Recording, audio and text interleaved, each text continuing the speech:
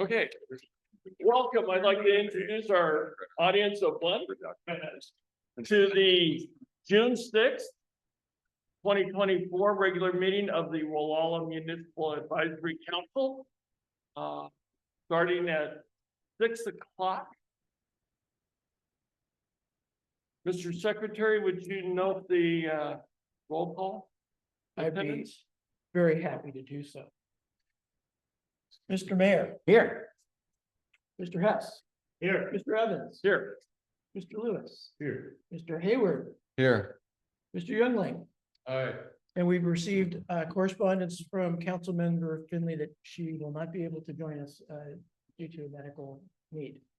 And as a result of that, Mr. Hayward, you will be sitting in her place tonight as a participating member.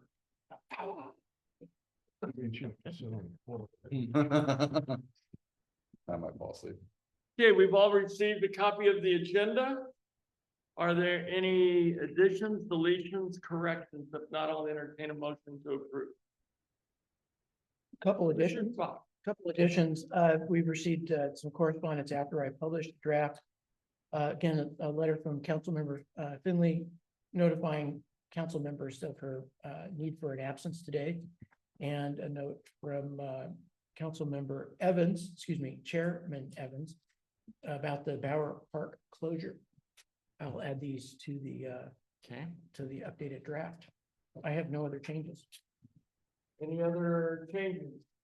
Not, I'll entertain a motion to approve.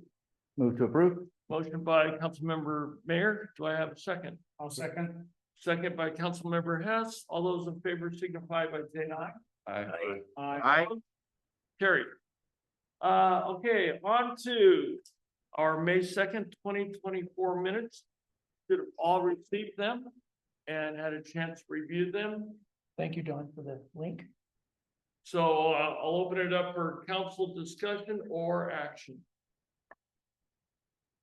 I noticed only one little thing here, just in rereading it this afternoon.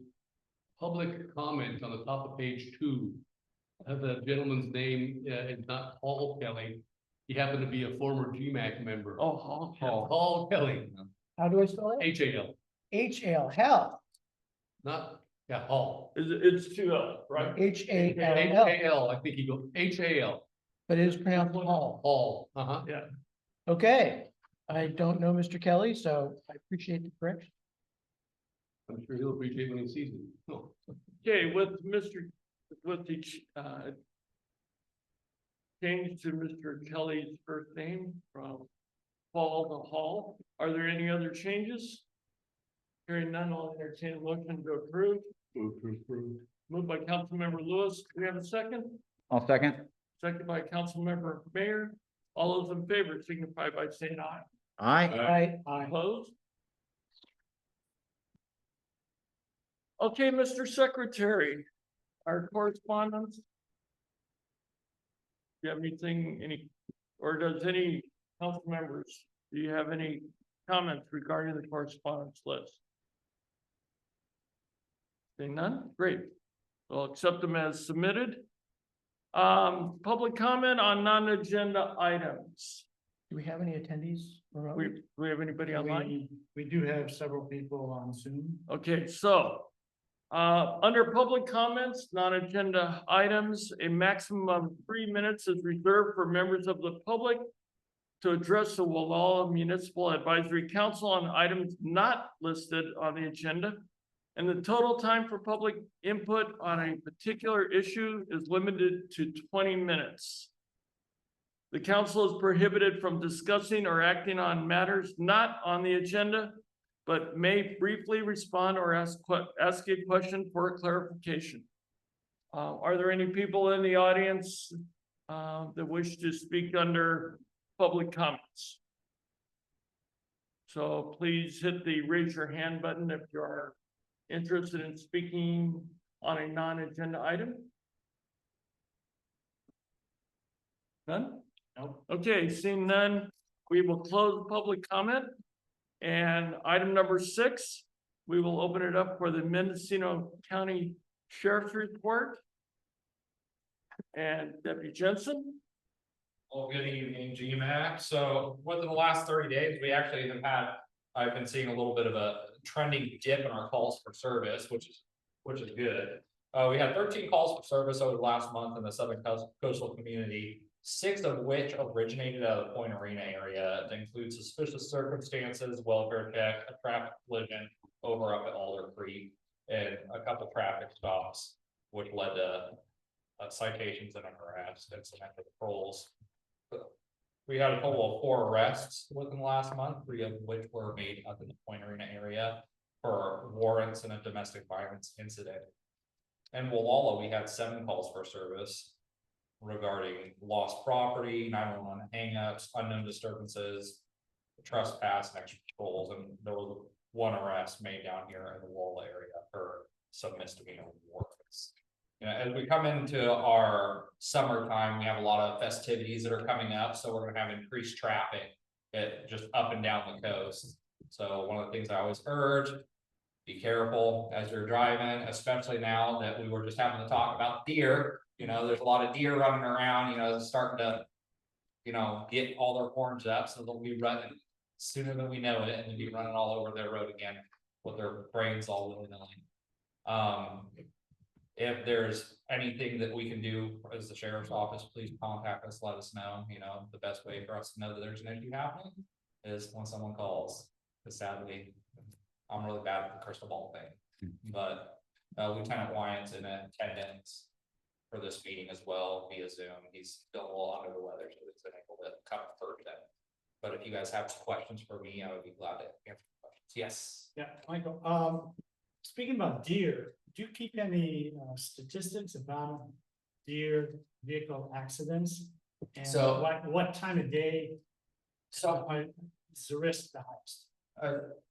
I don't have any statistical data on the deer to vehicle accidents within the coastal region. I will tell you the time I see the most activity with our deer out here on the coast, it's gonna be in the early morning hours, because usually they're grazing, or a lot of the time, you know, a little further up north, they come down because we also have all the, you know, big old watering, you know, holes right there that are holding the water for fields.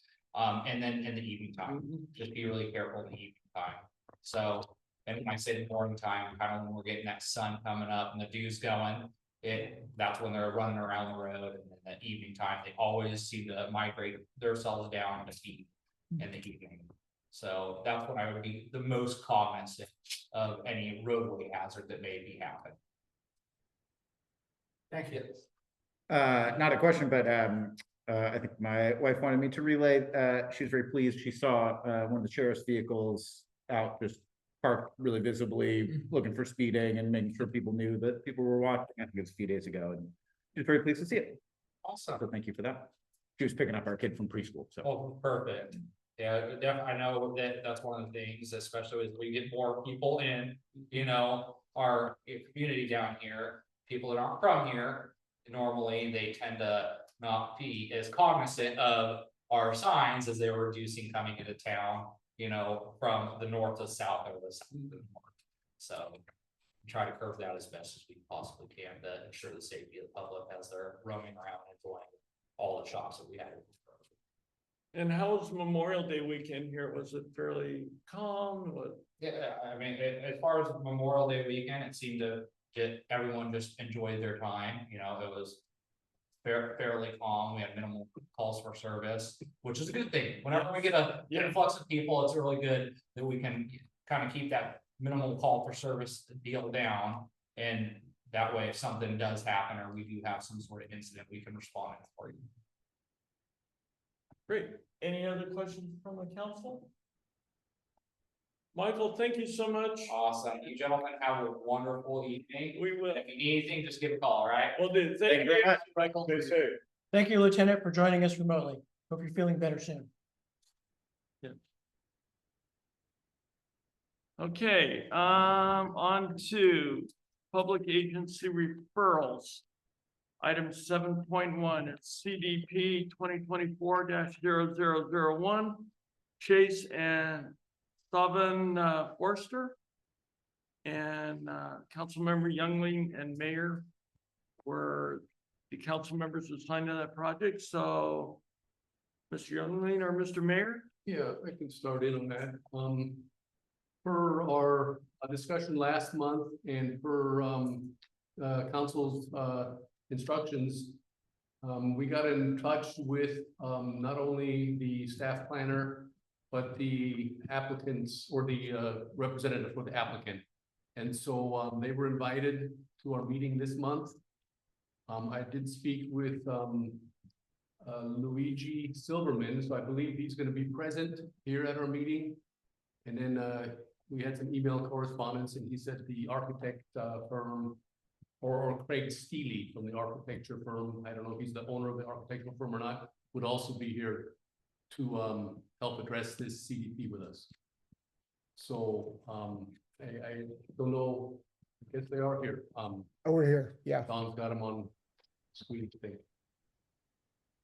Would you like for them to open up the dialogue? Would you guys like to offer us more on the staff report? Yeah, well, we could, I guess. We did get some additional materials sent to us from Sandy Aureliano, staff planner.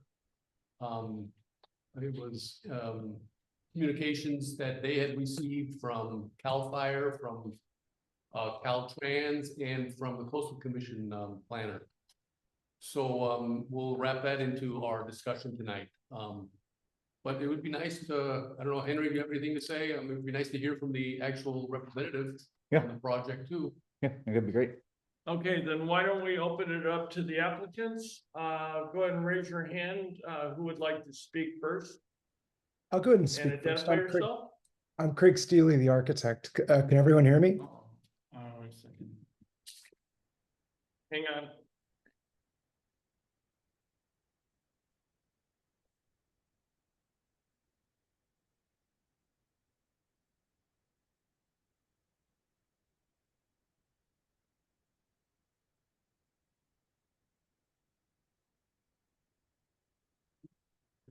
You know, a technical problem like that last night. Good. You were in so way worse. You're so calm about it, no, that's good. It's nice when the solution's that easy. It's easy when somebody knows what they're doing. Yeah.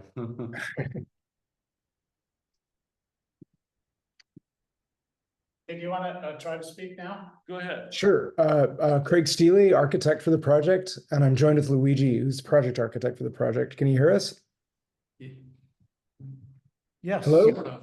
Oh, Hang on, since nobody's here, we can probably turn the speaker our way.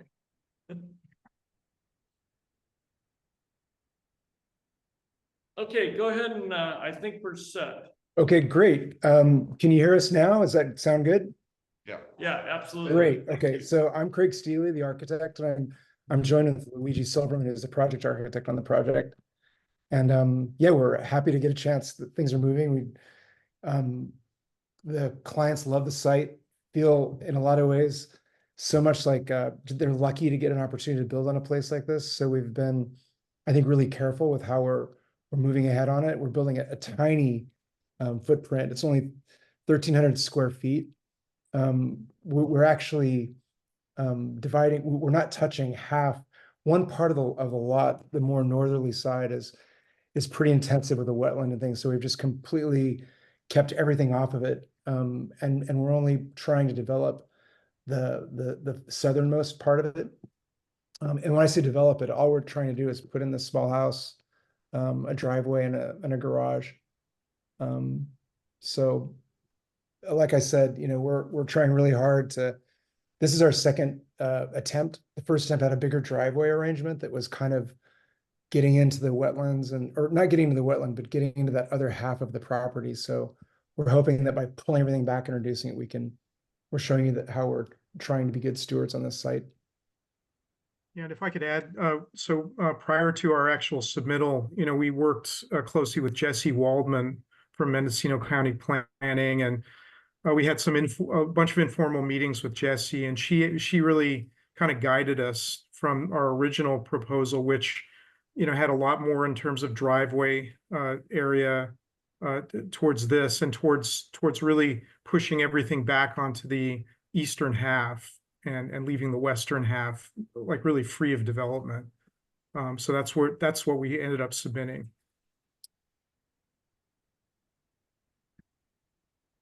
Any questions for the applicants? Any of the council members? Yeah, so a conversation that we had at our last meeting, we were interested in issues around the Isha setbacks. So it seemed really clear that y'all had put a lot of thought and effort into thinking through how to minimize impacts on environmentally sensitive habitat areas. But also we sort of reviewed the planning department's response to a previous boundary line adjustment and some of their concerns there. And we looked a little bit closer and they were talking about how they didn't think there was buildable space on that property because of the Ishas, and how even if you could get a biologist to say that reducing from 100-foot setback to 50 was okay, but they couldn't go below 50. And if I remember correctly, I think the lowest one was like less than 3 feet from the garage to one of the Morning Glory Ishas. And several other spots were not quite as close, but well under 50 feet. So we were trying to figure out how you were planning to navigate that particular challenge with respect to the planning department. Yeah, I know, we understand that. I mean, what we've done is that one issue that you're talking about is, you know, and it's actually, I don't think it's 3, I think it's 7, but still, that's, you know, way under 100. But I mean, you know, we've, again, like, I think we're trying so hard to show that we're reducing, and I think where we've got the house located is probably pulled as far away from anything, as far as we could get it. I mean, as you can see, it's pushed. I was calling it the south side, but I guess it's more the east side. We're pulled as close as we can to that. And with our septic tank and our minimal parking coming off the side, you know, we're doing the best we can trying to accommodate that. I mean, I guess what we hope for, and this is from the conversation we've been having, is I'm hoping that everyone can see that our intent is to not build something large, it's to build something small, discreet. You know, the owners aren't looking to you know, maximize the site in any way. So, you know, we're hoping that these other sort of ways that we're mitigating it can be, you know, viewed in our best interest to allow us to build on it. But, you know, we've really looked at every possible arrangement, but between the building, the garage, and the septic systems, I mean, if you kind of look at the plan, I don't know if it makes sense for you to call it up, but you can sort of see that we've got it really tightly nested in one portion on that far eastern side, closest to the driveway access. And you know, it's substantially more just reduced than the previous version. And I really feel like our previous version was still trying to be discreet. Like I said, we're trying to be as respectful as we can. We're replanting Morning Glory and on the western side. Oh, there we go. That's perfect. That's actually a good one to look at. This is an older one. There's one that's more updated. If you can actually see the one that we submitted, I think it's a little more accurate. But even from this, you can see that where the cursor is right now on that side right there, that's where we've shifted everything to. We're not doing, if you divided the lot in half, we're actually farther east than that, almost where it says CCPF. If you move the cursor farther to the other side, the other direction, that way, we're down between that portion there. But we're not doing anything on that far western side, and that's where we're tearing out some invasive stuff. We're tearing out a lot of stuff that's invasive and shouldn't be there, and really repropagating Morning Glory and things that are more suited for that site, more natural for it. Yeah, I mean, I think it was very clear to me how much effort was made to minimize impact, and the fact that the ambitions were fairly modest. It was just a question of you know, have you, has the planning department, been receptive? Have you been in communication with them about these very, very, very low setbacks and how you would navigate their, stated minimum of 50 feet? I mean, Luigi, you should probably take that one. You've had a Yeah. lot of conversations. Yeah, so again, kind of like I was saying before, you know, before we had like an official submittal, we went, you know, we had many discussions with Jesse Waldman, who is a very experienced senior planner at Mendocino County Planning. And we had a previous version that she kind of worked with us and actually had us revise to this. So we've been, and you know, the owners took part in those discussions as well. So we've been working kind of hand in hand with Mendocino County Planning to come up with this scheme. And I believe planning thinks at this point that you know, that it's acceptable to them. You know, we don't have an official answer, but that's my understanding, just talking with our planner now. Gotcha. Yeah. Because if I remember correctly, the boundary line adjustment had been approved by county staff and then ultimately appealed to and rejected by the Coastal Commission because of these setbacks. So I guess my subsequent question would be whether there's reason to believe that the Coastal Commission would approve this plan. Yeah, my feeling is that, or again, Well, it's Jesse with and Sandy. sorry, go ahead. Oh, no, go ahead, Luigi. I'm sorry. I was just giving the names of the planners. Yeah, with Jesse Waldman, I mean, who she really kind of guided us, you know, thinking very much about how Coastal is going to respond. Also, California Fish and Wildlife. You know, it's really both of those departments that are looking, you know, really close at the ISHAs and also the mitigation, you know, efforts that we're making, that the biologist is suggesting. The biologist is now kind of responding to comments from CDFW. And we've just gotten like a first round of comments from Coastal. So we're kind of in that process, but we're basically, you know, we're going to do what we can to respond. And I think we have a good chance to satisfy both. Yeah, according to Sandy and Jesse, they seem to think that we've accomplished about as much as we can do. And I mean, it seemed like it was a big issue in terms of just not doing anything on that other half of the lot on the west side, and actually cleaning it up more than it was when we found it. So they seem to be they give us the signs that this is a approvable plan the way it is now. Great. Robert, yeah. Yeah, I had a question based upon the latest from the Coastal Commission. And they had expressed that they would like to see an updated botanical survey because of the Bishop Pine Forest and the loss of the coastal scrub for the hot tub and the gravel path. Is that something that you will have to deal with, you feel, the updated botanical survey? Yeah, right now so Darren Wiemeyer is our biologist, and he's in the process of updating the botanical survey, you know, bringing it up to current standards, accounting for the coastal scrub, accounting for the Bishop Pines and any Bishop Pines that are going to be removed.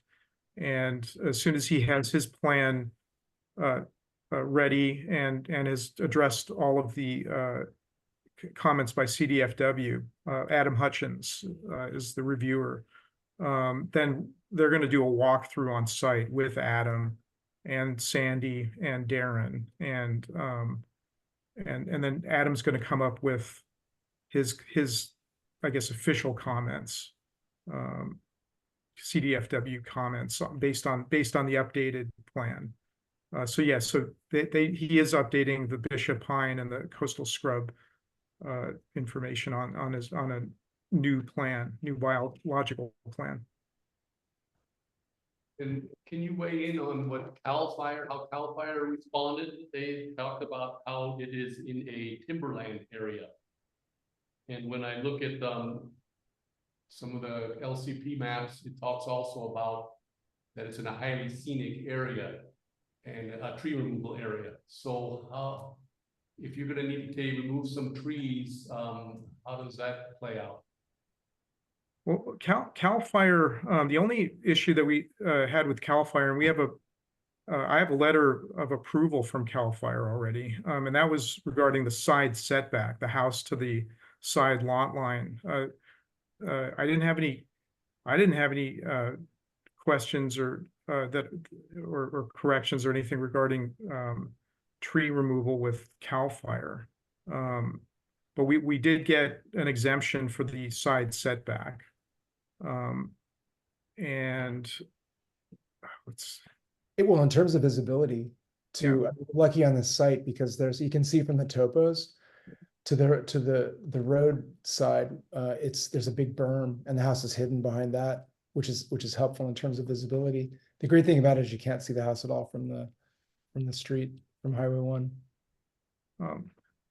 And then also, I guess regarding the highly visual area, we checked in with both planning and with coastal before we designed the project, and we're not in a highly scenic area. I mean, I have the map that that shows where it starts and stops and then restarts, and we're not within highly scenic. Okay, because I saw two different versions of that. I was confused whether it really was a highly scenic area or not, to be honest. Yeah. Which brings up one more item, and that was the height limit. Right. So yeah, I'm sorry, go ahead. The proposed structure is, or the home is 28 feet, is that still correct? Yes. Okay, and I'm reading here that it should be limited to the 18-foot height limit. And again, that's if it were in a highly scenic area, the height limit would be 18 feet, but because it's not in a highly scenic area, we're allowed a maximum 28 feet. Okay. And that's been confirmed by Jesse and also Sandy. I don't think there was any issue with that.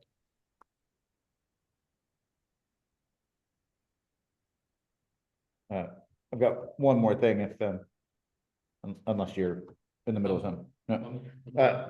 This is just a nitpicky clerical thing.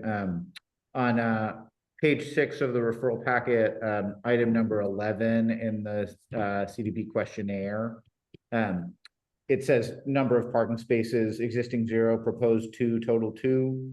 But then under that, it says number of covered spaces 2 and uncovered spaces also 2, as seen in the chart that we've got up here.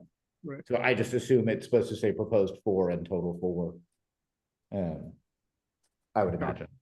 Sorry, it's the 2 in the garage and the 2 outside. That's correct. Yeah.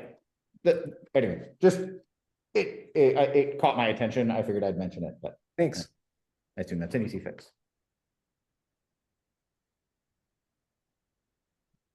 So my biggest concern, I guess, on our being able to give our advisory recommendation on this is being able to meet the setback requirements for the issues. And I think I remember you saying that you are getting the updated reports, so that will help us determine on our end of things how to recommend or give our advisory recommendation on this. I don't know, when are those going to be out, those updated or available, those updated botanicals? Those are being worked on, and they should be out in the next, I'd say, week to 2 weeks. I mean, we're having a meeting with Darren tomorrow about that to kind of go over exactly that stuff. So we can actually we could get something from him. It gives us a better idea. Yeah.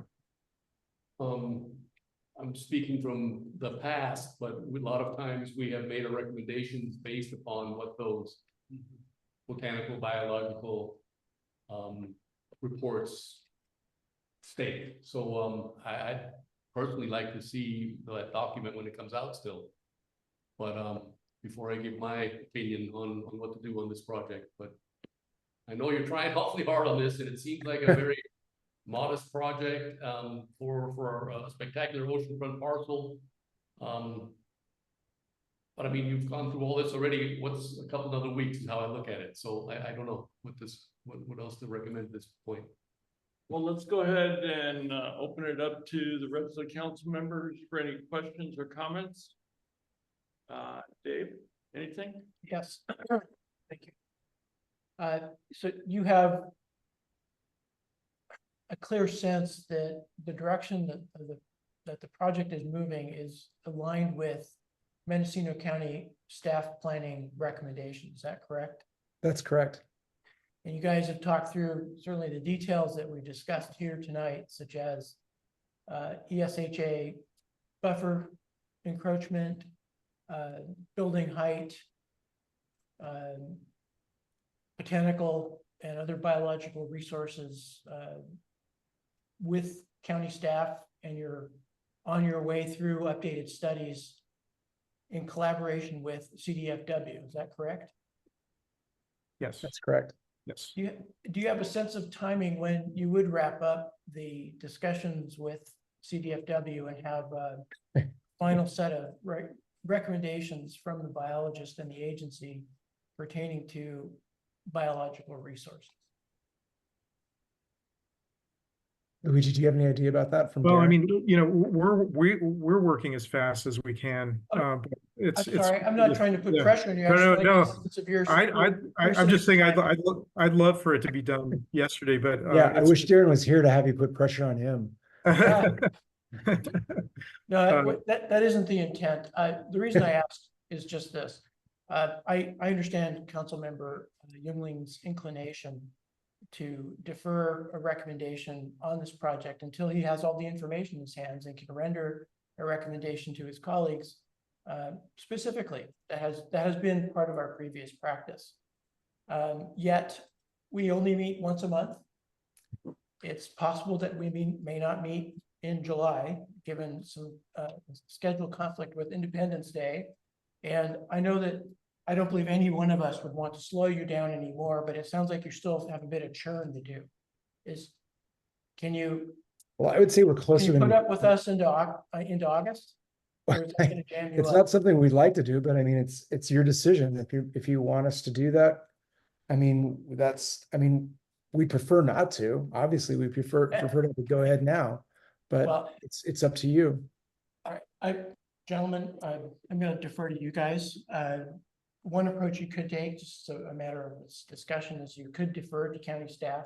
You could express your comments regarding these issues of concern in the commentary letter to, is it Planner Arellano at this point? Sandy. Yes. It's Sandy, that's correct. Planner Sandy, yes. Arellano. You could tell her what your inclination is, and move on, or you could wait till you have the full data set. I don't think it's unreasonable to wait till you have the data set. I just don't think I think our inclination these days is not to slow people down, That's appreciated. particularly when you know they're doing the diligence. They're working the problem. Don,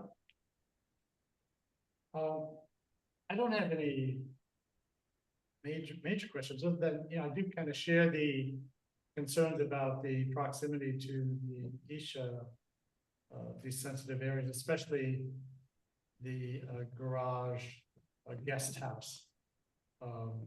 That seems like a problem to me, but there again, I'm not an expert on these matters. I'll leave it up to people who are more informed, and certainly the county staff in terms of what they might recommend. One other comment I want to make here on another issue.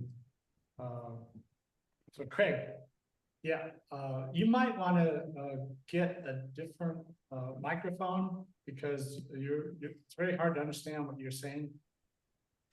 Thanks. Okay, that's great to hear, actually. Sorry, I'm sorry I about just that. wanted to Yeah, provide I'm not that speaking feedback. through a microphone, I'm just talking to my computer, but you're saying it's very difficult to hear me? Yes. Okay, Could also be our setup. Oh, no. No, Luigi is much more. That's true. But it's not CDP.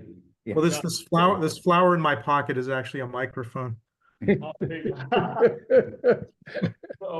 Councilmember Lewis, do you have any comments?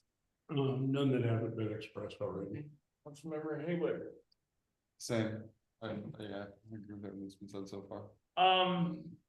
I just have a real simple question, and I think everybody kind of expressed it, that it's really in the hands of the experts. I would hate to delay this project based on the receipt of a report. I have the feeling that county staff would not forward anything to the planning commission for approval without having all the necessary reports and paperwork in place, especially when you're dealing with setbacks and issues. I would be more inclined to, and I think we've done it in the past, provide a recommendation pending our suggestion that the county building and planning receive the complete extra report before forwarding to the planning commission for recommendation. But I agree with Councilmember Spock. We may not meet in July. I don't think it would be prudent for you to push this project down the road until August. I think with the busy calendar for the county, I think the sooner you get on the planning commission agenda, the better for you and the better for the county. But that's, I'm open to whatever the recommendation is by the council. Okay, I'm only concerned that these reports that come back, I shouldn't be, it's not, that's beyond me, I'm leaving to the experts, as we've said, but there may be still some issues that the coastal commission is gonna see, and I hear that they know that the county doesn't wanna get involved with a taking situation.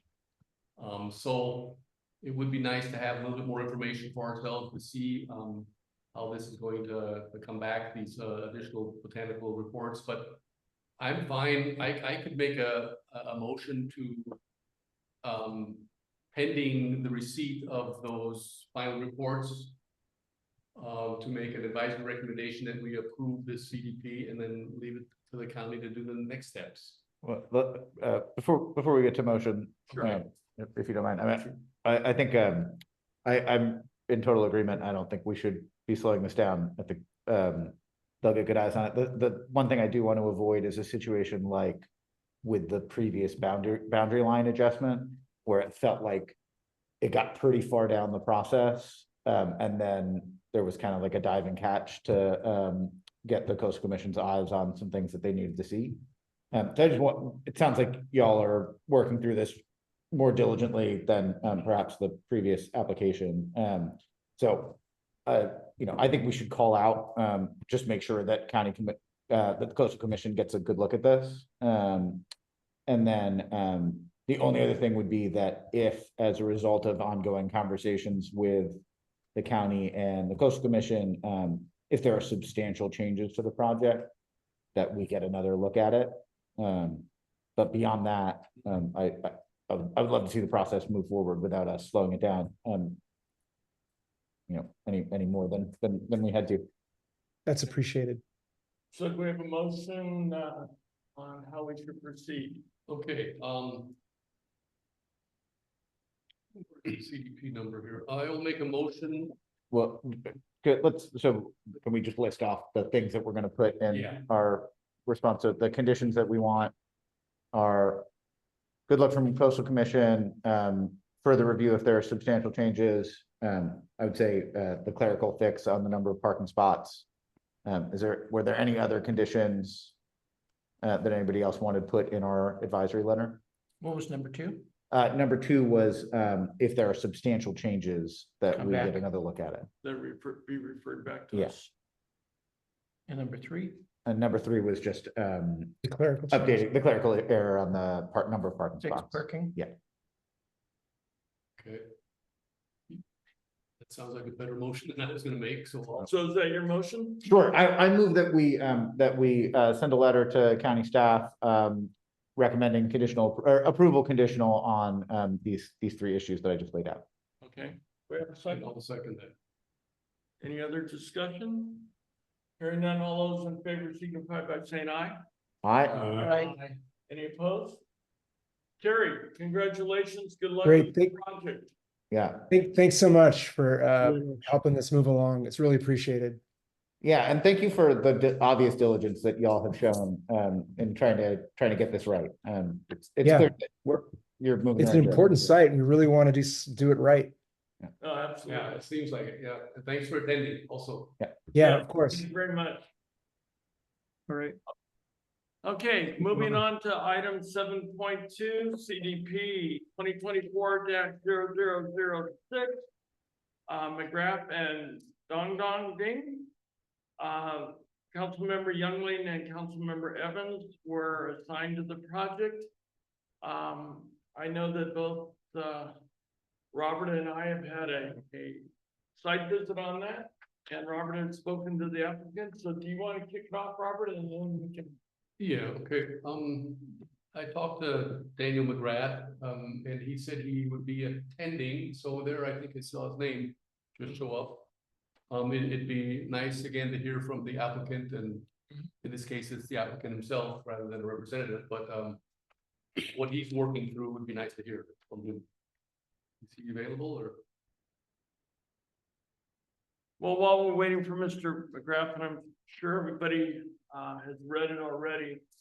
But for the viewing audience, we're talking about a standard coastal development permit to install a 640 square foot modular home with a deck, install a roof mounted solar system, a pump tank, and fencing around a garden area. The applicant also proposes to re-gravel the driveway, install an 80 square foot storage shed in the north of the modular home, remove 2 Bishop pine snags, and construct sewer under proposed driveway to connect drainage ditch. Mr. McGrath, welcome. And I hope we have you. So if you would like to tell us a little bit about your project. Oh, you're muted. Okay, how's that? Oh, that's great. There you go. Thank you.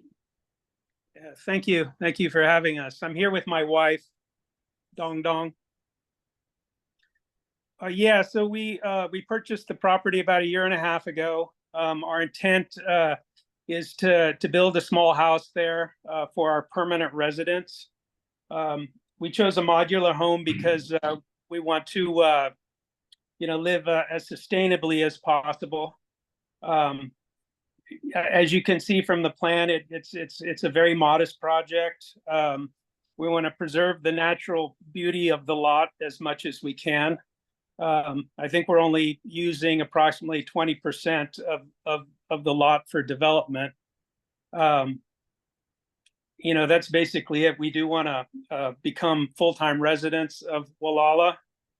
And I'm looking to retire or semi-retire this year. So we're hoping it can happen this year. Great. We'd love to have you. Thank you.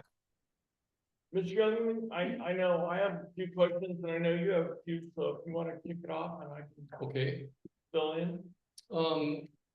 Daniel or Mr. McGrath, it seems like you're pretty limited there, based upon the wetland report, the delineation report that I reviewed, and in talking to the county on what they've discussed with you, it seems like they need some kind of an updated delineation of the wetlands because the proposed development site wasn't included.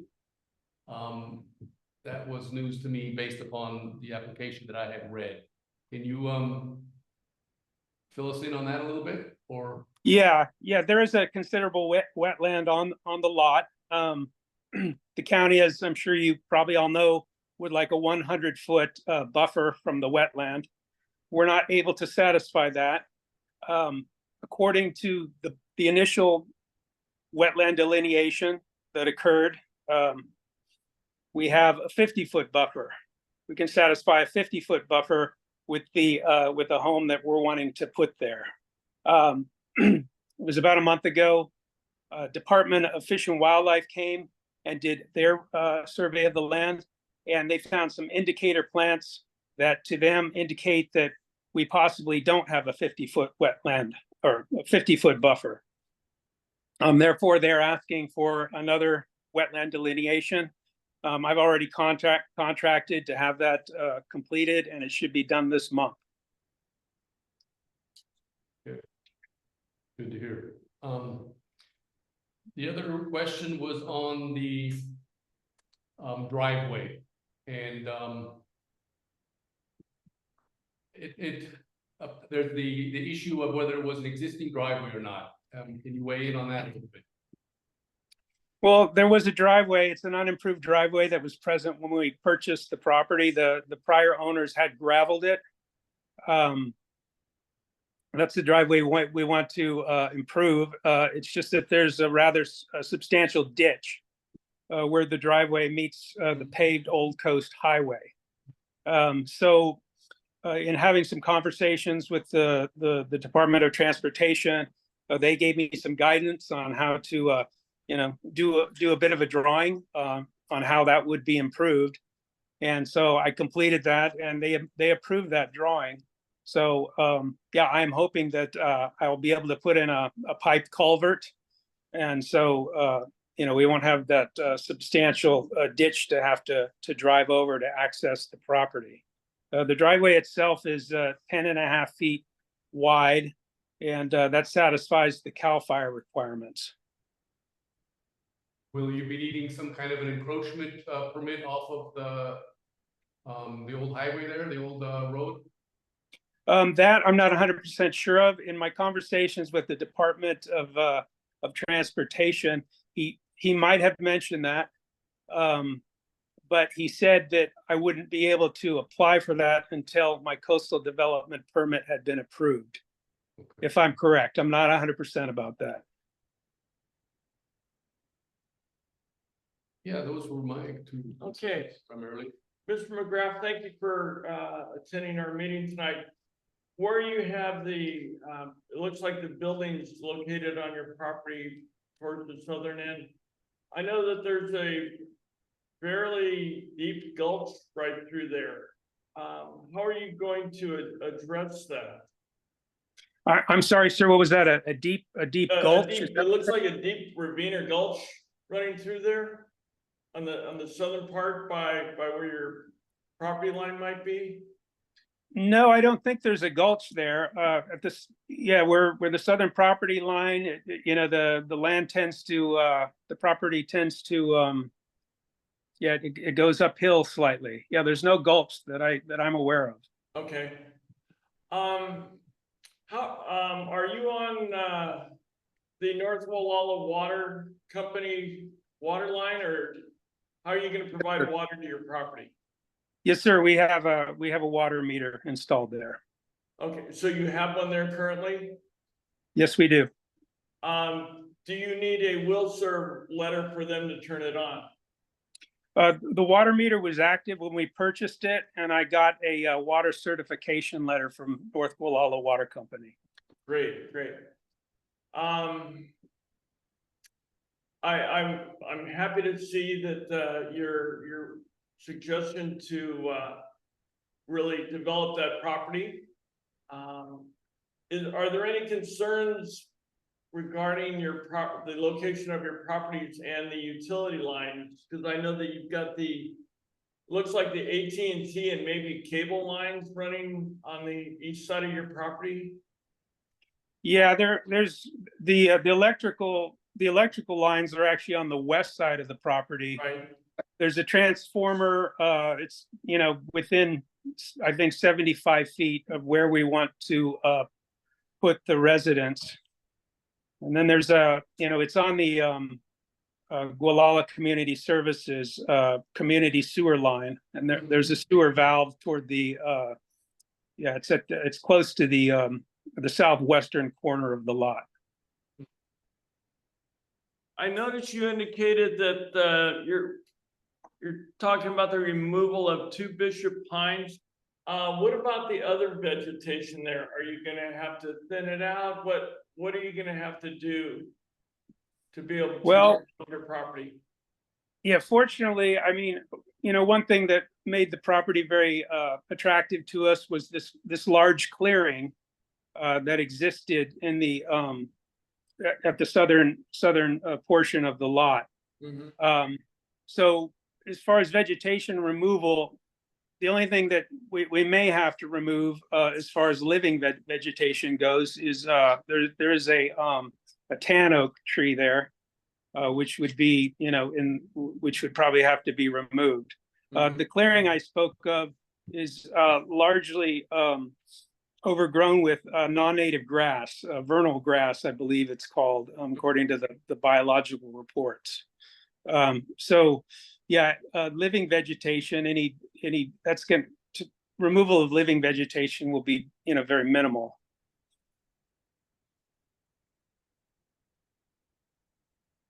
Any questions from the council members?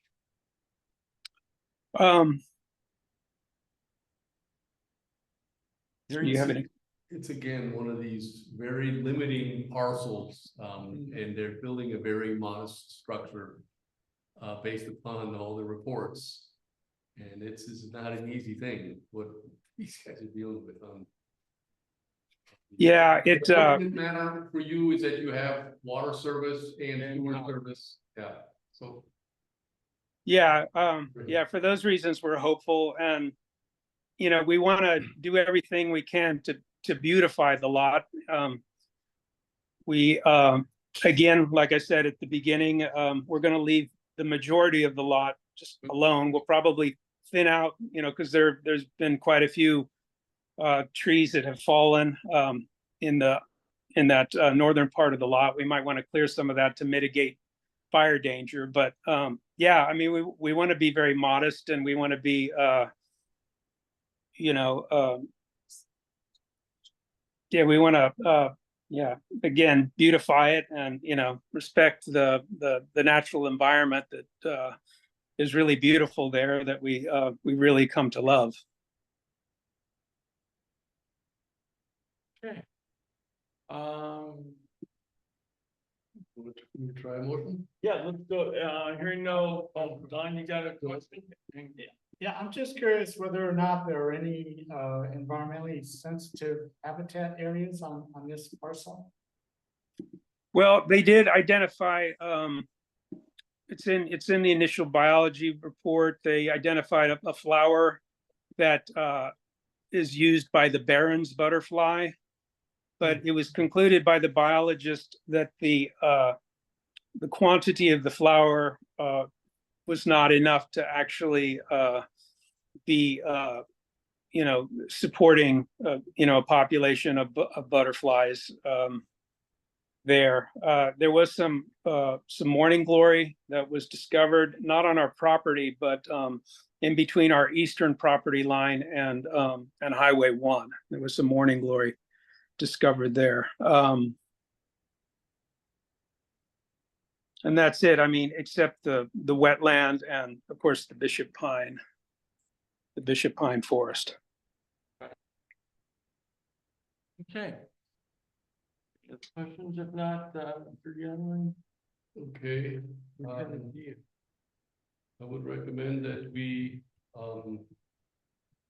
give our advisory recommendation to give an approval for CDP 2024-0006. Pending any matters, I don't know on this one. I guess pending any other reports that maybe still come in regarding the wetland delineation report. Okay. I'll go ahead and second that. Any further questions? Hearing none, all those in favor signify by saying aye. Aye. Aye. Aye. Opposed? Carried. Mr. McGrath, good luck with your project, Thank you. Thank you for having us. and thank you for joining us. You all have a great evening. You too. Bye-bye. Okay, item 7.3, CDP 2023-0041, Ashukian property. Councilmember Mayor and Councilmember Evans were assigned to it, so Mr. Mayor, you want to kick it off and I'll backfill? This is an existing structure on the north side of Robinson Gulch. And beautiful sort of corner property, lots of great ocean views. Pretty clear the house could use a little bit of work, which it seems like I'm sure I'm going to mispronounce it. Is it Ashukian? Ashukian. Thank you. It seems like that is work they're planning on doing.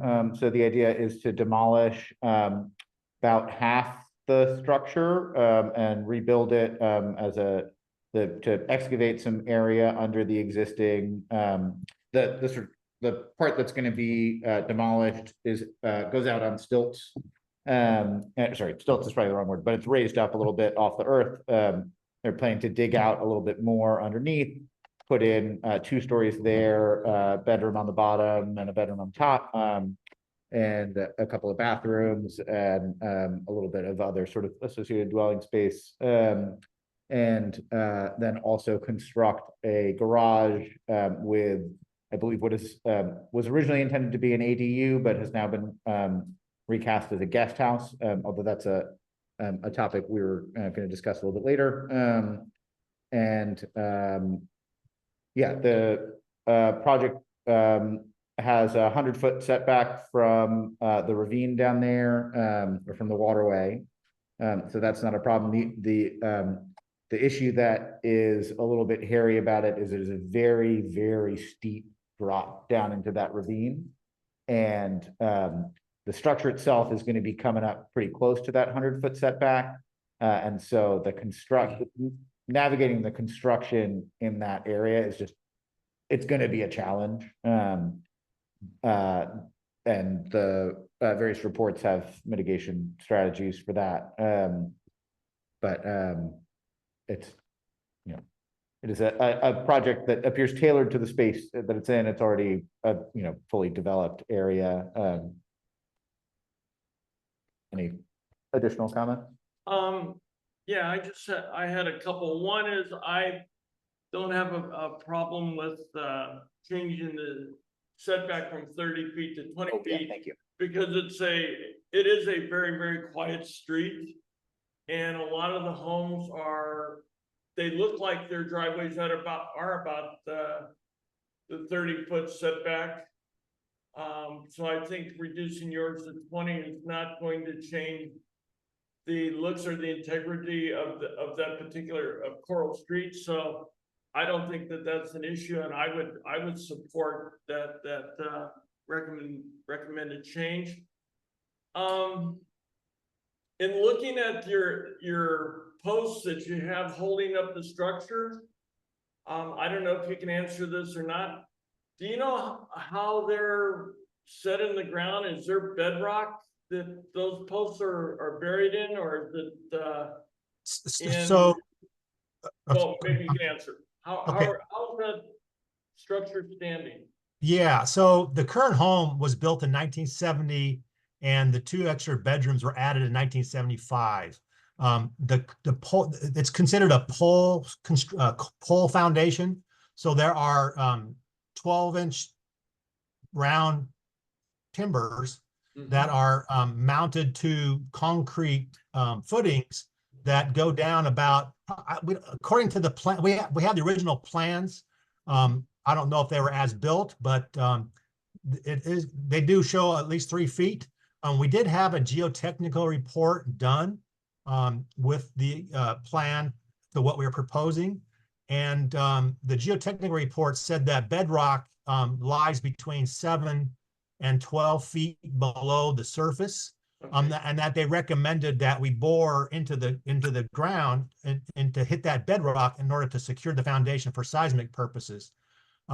Because we're already planning to do some excavation, there'll be probably very little that has to be bored that much further in order to get to that bedrock. It'll be some feet probably, but not 12 feet.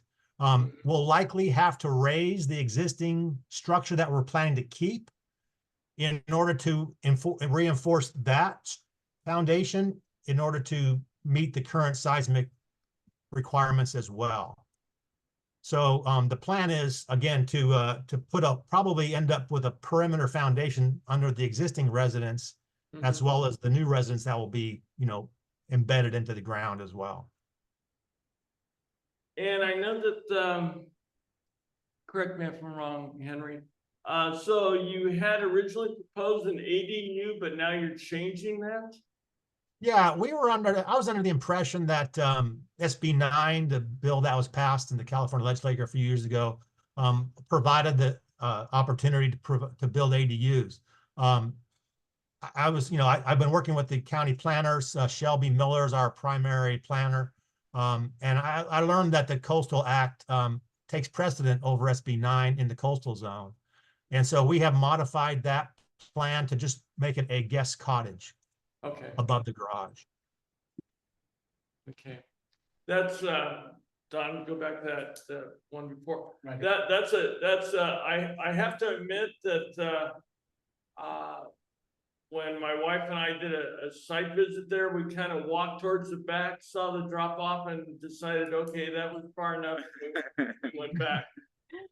Very beautiful property. And, thanks. We also bought it about a year and a half ago. We have owned a home in Wallala up off of Glennon Bourne's Way for about 20 years now, and have been aspiring to upgrade our location. And this property came on the market.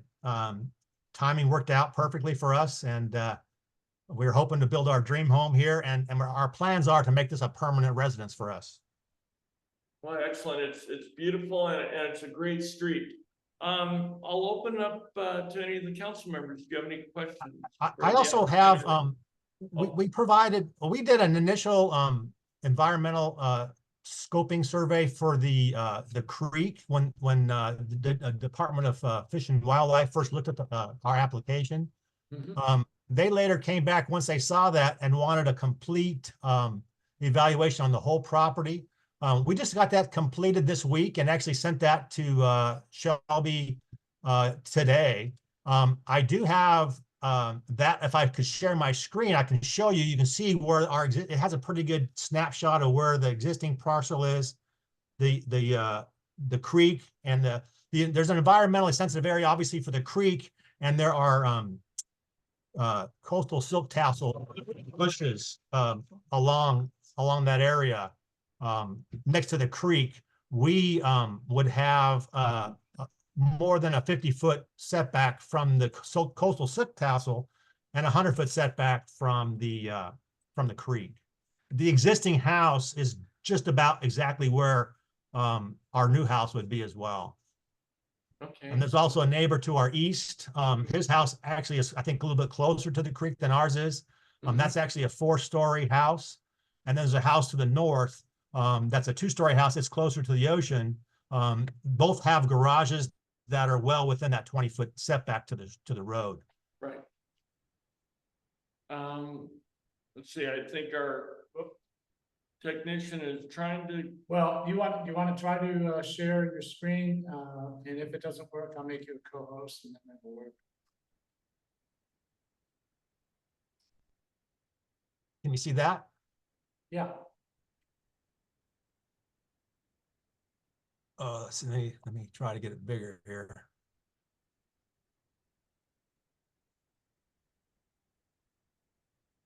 So here's this gray part is the existing structure. And this section here, can you see my cursor? Yeah. Yeah. Okay, so this cursor is the section that we'll be removing and demolishing. And then we'll be building this first floor in this area here, and then this is the garage here. And then here's the creek is this green, this blue dotted line down below. You can actually see it in this picture. It's a photograph. There's the creek. And then this area here is where there are silk tassel trees. It's a really steep area. And like you see, we're building way back up here. Here is the next door neighbor's house. Their garage is right here. And then the other side neighbor's house has a garage that's right here. And you can't really see it on this picture, but the street is right there. That's right here in this corner. That's our neighbor's garbage can bin. It's about less than 10 feet from the road. Yeah, and if I remember correctly, it looked like the neighbor on the other side, it looked like that is well within 30 feet. Yeah. As well. So I don't see any reason to object to the variance to 20 feet. Yeah, this is the next door neighbor to the north. Their house is down here. I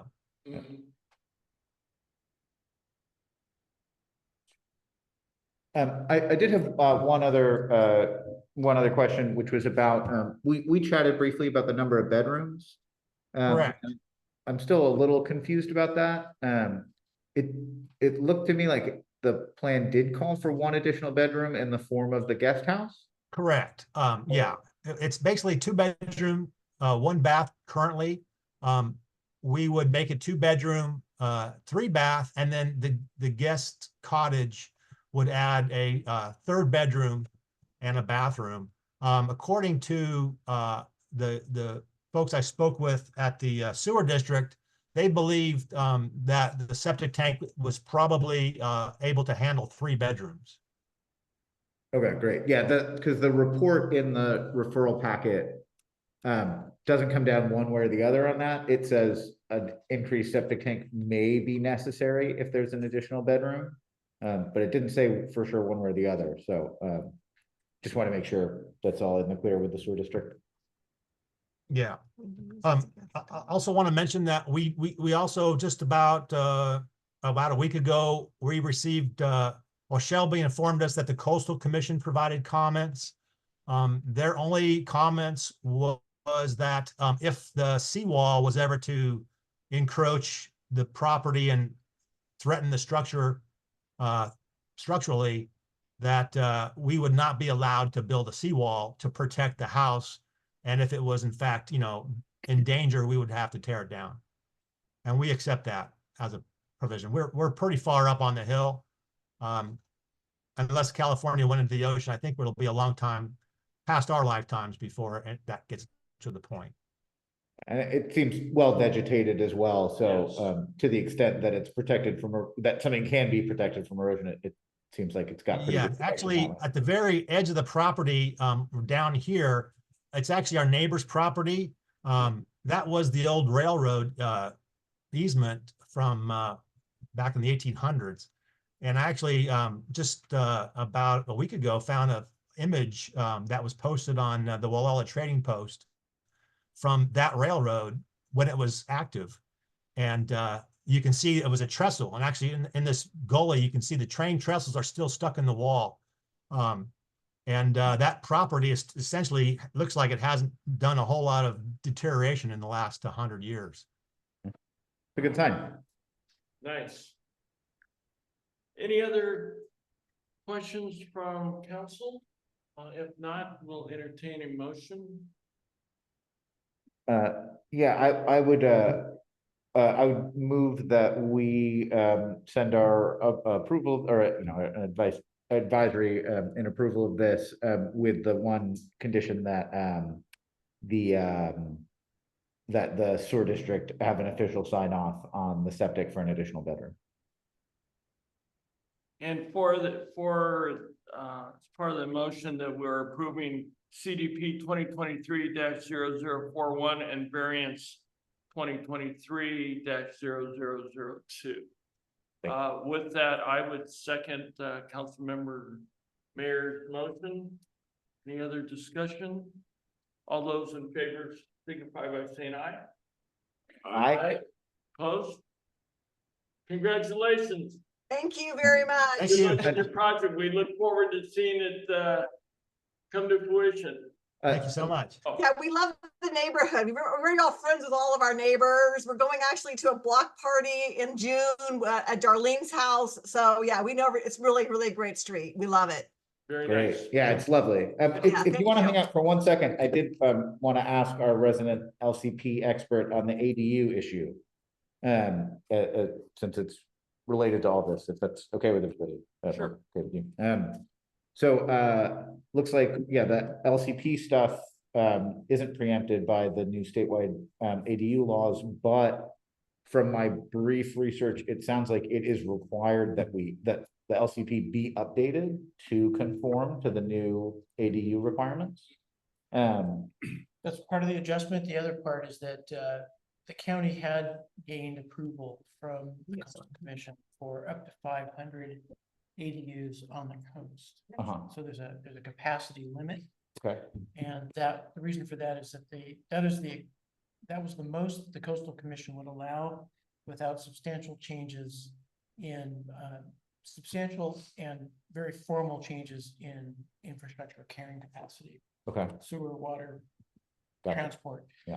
The LCP update will reevaluate those capacities. I think it's too early to know whether we'll see any substantial changes in that 500 ADU allocation. The applicants can raise the issue with their county planner and find out if they're inside of that 500 unit allowance and, work that process. Okay. So yeah, obviously, I'm sure you don't want to slow down this project, and LCP updates sound like probably going to take a little while, but probably worth having that conversation to see if even after the fact you can convert that to an ADU, since it sounds like structurally it's pretty much the same thing anyway. Okay. Well, thank you Great. so much. Thank you. Good luck with your project. Yeah, have a Thank you great so day. much. I'm gonna back up real quick here, just for my own edification. Under CDP 2024-0001, who will be drafting the letter to the county? I can draft the letter. If somebody is willing to send me a recent version of that they've done, so I can make sure I'm, not changing things unnecessarily. That would be great. Thank you. Okay, under CDP 2024-0006, McGrath and Dong Dong Ding. Robert and me. Want to do rock, paper, scissors, or? You want me to do it? I'll do it. Okay. Under 2023-0041. Evans Mayor. Did I ever do that one? No. Oh, sorry. That's what I thought I was talking about. You were talking about the first one. Yeah. Um, You want to do the first one? I'll do the second one then? sure. Okay. Or the third one you want to do. Or the third one, Okay, Well, we all got one. but our Yeah. second. all right. So Okay. I'm on Forrester or Okay, Forrester, now, right? what's that? I'm on Forrester. Yes. Yeah. Yes. Great. I'm on the graph. And I'm on, okay, Kevin, quick question. What's your form you're gonna share? Is it the one that I've been using or? when I send it to Henry, I'll show you what I've written and. go from there. Is that a template of some sort? It seems No, to me that it's just one that I've been using on and on. okay, something new. Well, I'd like to look at it. Okay, I will forward it to all three of you then. Okay, great. Item 7.4, CDP 2019-0041, referral number 2 for Chester Davis. The council member signed it with Fox. So, floor is yours. Give me just a second. More minute. Thank you. Chair Evans, this is a re-referral. I had a chance to talk with the county planner, correspond with the county planner, Shelby. Essentially, the long story short is that the re-referral is largely a formality. The project description in the previous referral was incomplete. It didn't cover things like the vegetation removal that had been done quite a while ago. The yurt count was inaccurate. Essentially what you have here is a re-referral. Again, it's a formality in order to acknowledge a more complete project description. And when I talked with the county planner, I asked questions straight up. Is there anything else that has changed either in existing conditions or the ultimate intended development from the sense of the project that we had developed when we previously reviewed, and her response was no. In fact, she said, writing pretty much, she got what she can use from us the first time around. I'm prepared to read our recommendation to council and also to make a recommendation on what we have to do. Good? Okay, so the last time around, this was last month, we recommended conditional approval. And our comments were this. Is everyone familiar with the project? Okay, this is the one at Anchor Bay, yeah, up behind the sewage treatment plant. Getchell Gulch. So we said that we felt that the proposed land use appears consistent with the general plan and local coastal program and zoning district, so check. That the existing residential development that we found when Zachary and I took a look, he's doing his best to do low impact. He's staying within that disturbed footprint. He's not pushing out elsewhere.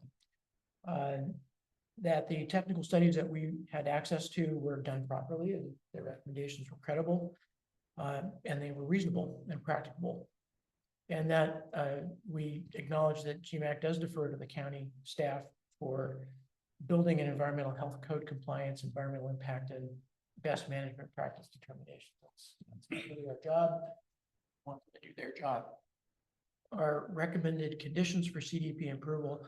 First one was update the proposed CDP to include all structures and appurtenances intended for ultimate development approval, and that is in fact what's in the re-referral. So did that.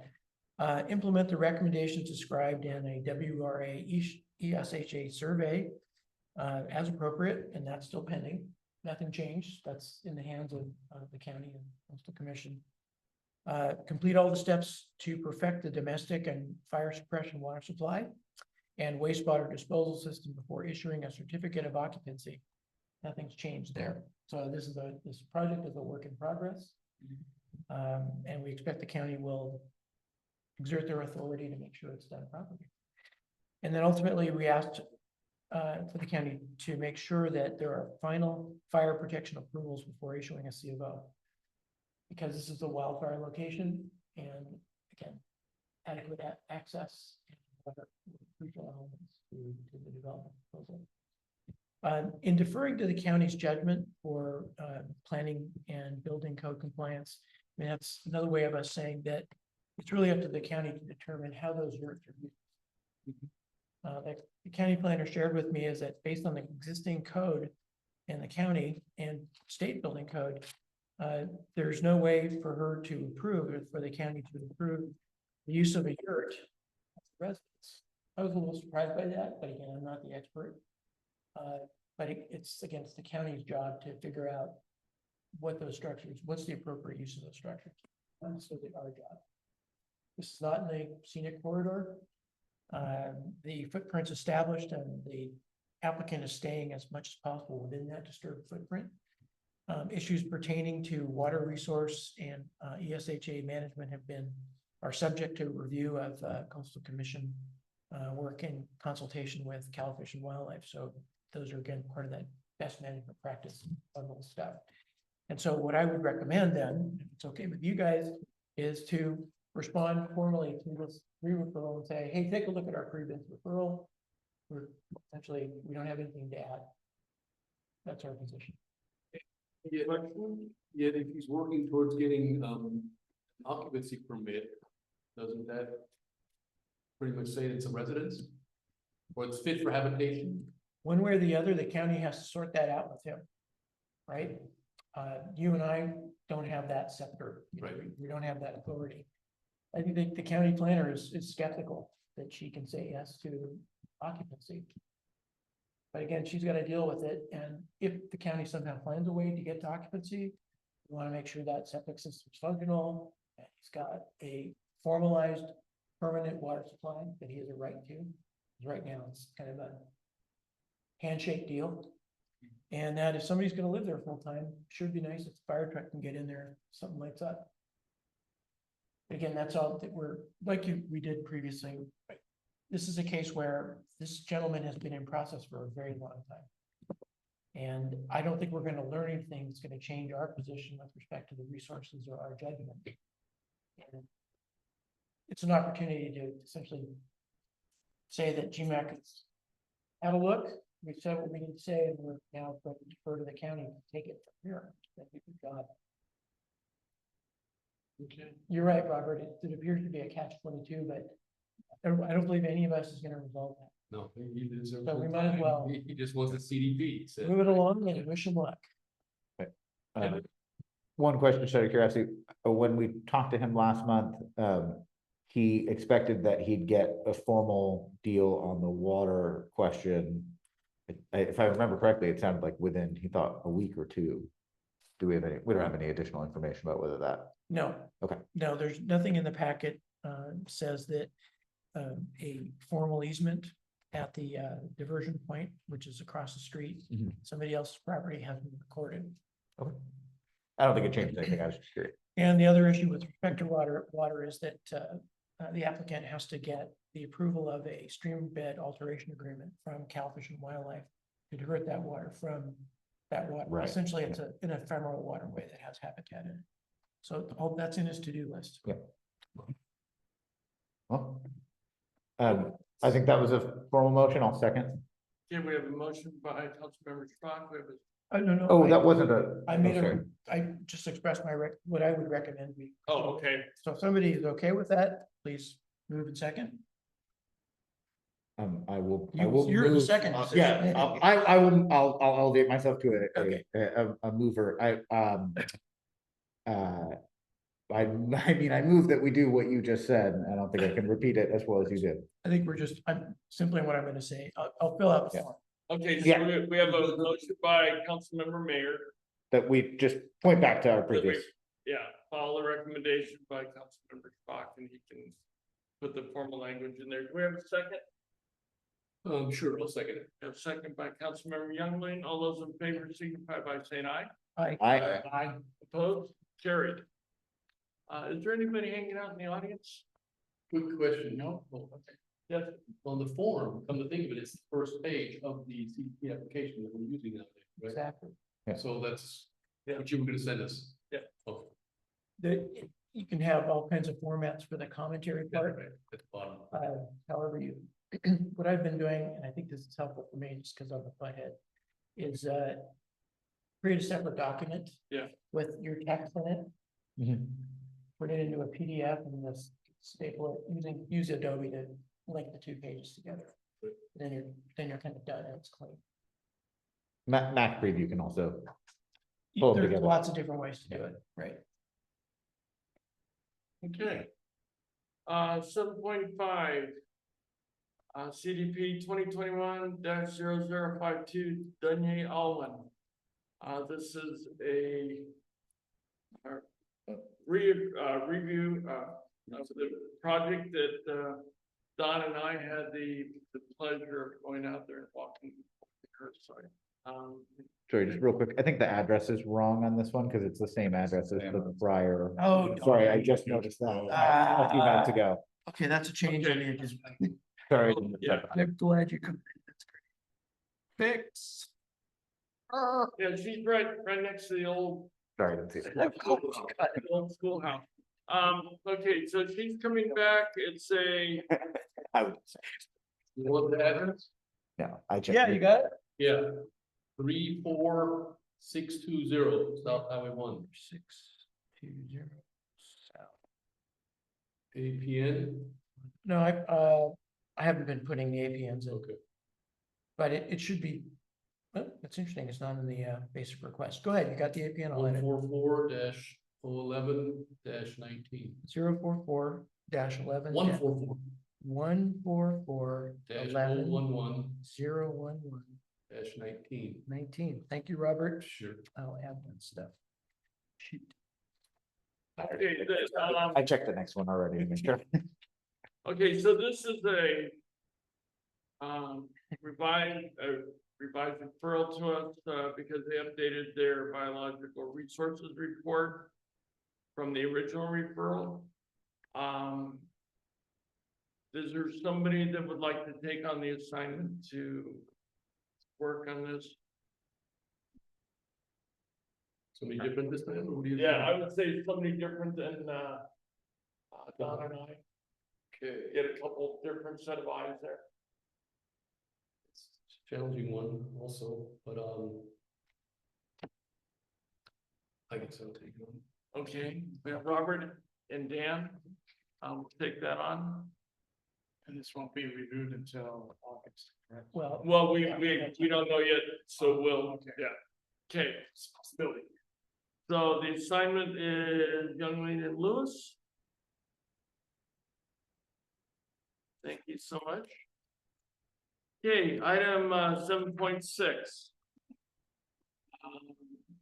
Boundary line adjustment 2024-0012 Chandler and Slick Rock Ranch LLC. We need to assign 2 council members to review that. Are there Is this one, anybody that wants to jump in and look at a boundary line adjustment? is this, I know in the past, sometimes we've approved boundary line adjustment without assignation or a site visit or anything. I don't, and we had talked about the possibility of occasionally having that be the way we handle. Oh, actually, although come to think of it, and again, this is something I could have thought of before, but I think the recommended action is assigning it for review and report. So we probably can't take a motion on this right now. Not quite yet. Never. Okay. Withdraw. Withdraw that comment. Do we have anybody who would be interested to take on that assignment? It's on 31101 South State Route Highway. So I'm not gonna be here for the August meeting. So I don't want to take on something that has a decent chance of actually appearing in August when I won't be here. Okay, So I'm gonna refuse from the. I'll volunteer for this one. anyone else? Don, great. Okay, so we have 2 people, Councilmember Bach and Councilmember Hess. Thank you very much. Don, I'm gonna send a note to the planner and tell them that. Tell them our. Well, let's go ahead and on to the next one, and then we'll kind of double back on how we respond to not only the applicant, but to the county as well. Item 8, old business, 8.1, the Malala Municipal Advisory Council bylaws update. For those that, thank you to Councilmember Hess for giving us an added notice, but the bylaws were on the Board of Supervisors agenda this past Tuesday under consent, and it was approved as submitted with no changes or recommendations. So those are, so the bylaws that we approved and forwarded have been reviewed, approved by the council. So those are our bylaws. Wonderful. And thank you, I want to thank everyone for your due diligence in working through this process, and I believe we got it right. And obviously county council and Board of Supervisors also think so, because they approved it without discussion. Don? Yeah, Dave, if you then send me a final copy. Happy to do. I think the last copy we had still said draft. Sure, I will do that. So So you put it on the website. post on the website. Then there's a place, of course, for our bylaws on the new website. I'm gonna send a final version to everybody. Yeah. Okay, new business, discussion or action, item 9.1. The Wall Municipal Advisory Council regular meeting on July 4th, 2024. the discussion before us this evening is, do we wish to cancel the meeting on July 4th? And our next regular meeting will be August August 1st, Thursday? August 1, August 1, 2024. So I open it up for discussion. The other option we obviously have is that, well, we have three options. Option 1 is that we meet on the 4th. Option 2 is that we postpone that and have the meeting on another Tuesday in July. Or option 3 is just to cancel the July meeting, and our next regular meeting will be on August 1st, 2024. So I open it up to, let's see, who had their hand up first? Henry? I would just maybe throw out a fourth possible option, which would be, we could do a slimmed down special meeting just to cover the CDPs if we feel like delaying that till August. If that's the only thing that would be an issue. I don't know that that's really that valuable, but I just wanted to throw it out there as another possibility. Don? I just want to say that I'm in favor of canceling the meeting on July 4th. And then coming back in August. That's my position. Any other comments? I agree with Don. I know I'm not gonna be here. So as far as, you know, being able to attend, I won't be here either way. So it makes sense to me to just skip a month. Okay. Dave, Robert, Dan? I'm fine with canceling it. In the past, we've always delayed it or made it another Thursday, but we need a break. It's nice. Dan?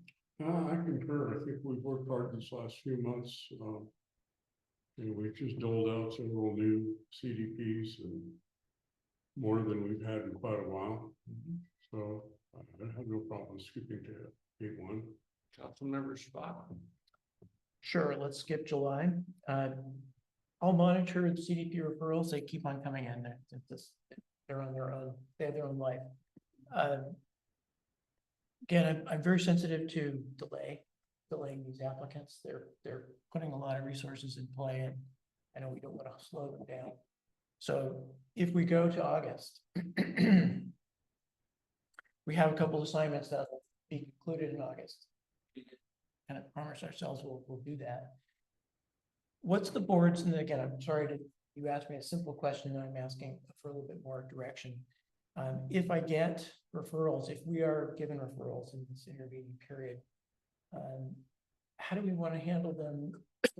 Stuff comes in during June and July.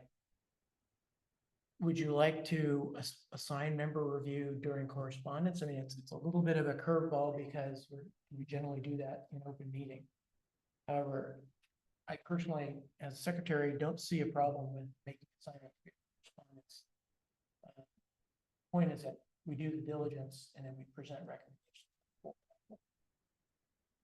Yeah, I mean, I would agree with that. I don't think assigning them is a formal council action. That's sort of an internal thing, and it's the result that it's a formal agendized action. I don't see any reason why assignment can't happen off schedule. And in fact, that might be a good thing to do going forward, even aside. I mean, 2 months is longer than one, but that might be a nice thing to do. You know, if something comes in the week after a meeting, to say you don't have to wait 7 weeks. You know, Yeah, good thing to consider. my comment. I'm comfortable deferring to August, but again, I want us to be cognizant of applicant delay. Okay, let me chime in as well. I think the two CDPs that we have before us are not critical. One's a review of vegetation report, and the other one's a boundary line. Those aren't critical, and I don't think those are going to delay any construction projects. I would concur that we take everything on a case-by-case basis. If we get a CDP that looks like it is time sensitive, then we can go ahead and look at it and assign that. If not, we can use it as part of our normal communication that we will have these assignments ready for the August meeting. But yes, I agree with you that we should not delay, but right now we're supposing that there might be. So let's take a look at the schedule on a real-time basis. If there is something sensitive, we can go ahead and I can send out a communication based on that and see council members who wish to do that. It doesn't take any formal action and we're not violating the Brown Act. We're just saying, hi, can you take on this assignment? So we have a consensus then to go dark on July 4th. Okay. Can we post that on the website that we will go dark on July 4th? And we need to post at our normal sites that we will, that the meeting on July 4th has been canceled. We need to post that prior to the July 4th meeting. As part of our regular posting. And we could, I don't know, I was gonna say we could also put a notice in the ICO. Just that the GMAC meeting is canceled July 4th. So everybody knows and nobody's caught by surprise. Okay, so I'll take the posting, I'll develop the posts, the notices for physical posts, and I'll send that to you, Dawn, for sticking on the web. What's our protocol? How do we send information to the ICO? Do they just? Oh, you know what? I have the correspondence. I'll deal with the correspondence part. Well, I was gonna say, No, I'll deal with all of we could just put it in their calendar, say that. it. I send them essentially, I send them the agenda, so I'll do the same thing. And I'll probably do this within the next few days, Okay, just so it's out of my brain and. So we would be posting a notice at the post office? I will post physical at the post office, at Sunspur Market, and and here. on this, I'll distribute to the agenda distribution, which is a number of people, including county representatives, and it does include the ICO, that we are canceling July. Our next meeting will be August. and could you send the normal people that you send the agenda to? Yes, Like Supervisor Yes. Williams and Yes, others, if exactly. you could send them a notice that we are going dark on July 4th, that would be great as well. I will do that. Thank you. You bet. Okay, committee reports, item 10.1, Bauer Park renovation. Jack, you want to jump in? On anything? I'm excited for the trees to go away. I know lots of families aren't excited, but that has to be during summer. I'm literally building a playground in my backyard as we speak. Can I come? Go to Ocean Ridge Park and play. Huh? Huh? Not the same, but Yeah, they don't have to play structures. but no, still- they don't. still That's nice. right. It's good. It's a good space though. There's dirt. Yeah. No, I think I speak on behalf of the Bauer Park Committee, the Fixed Bauer Park Committee, that we're happy to see phase 1 actually happen, you know. And you know, concerns moving forward is just how the master plan release goes and what you know, what the level of community response and input will be on the master plans once they're set out. You know, phases 2 and 3 basically being lumped in a one giant long phase can potentially cause, you know, issues with, you know, the scope of work and the expedience of it. So, you know, going forward, once the park's back open, of course, and there's 300 less trees there, and we're talking about phase 2, I think that's really where the rubber is going to hit the road as far as what specific restorations are going to be done, and then obviously after that, phase 3 is what additions can be made. So I just hope that community input is able to be prioritized during that time. Henry, do you have anything? No, I mean, I'd say the same things as, Zach did, just. I wish the work had started 2 months ago, but I'd rather it start July 1 than start September 1. Even though it's sad that the park's gonna be closed over the summer. It's so. never a good time. honestly. Yeah, yeah, I mean, I do think the summer is the worst time, but also, the winter is in a lot of ways actually a much worse time. More Because then the work can't get done, so it is what it is. I'm glad they're doing it. I eagerly await further information about their timeline for the good stuff, because this is. They gotta do the work, make it safe, but when we come back to the park, if anything, the park's gonna be like a little bit less nice, even if it's gonna be a lot safer.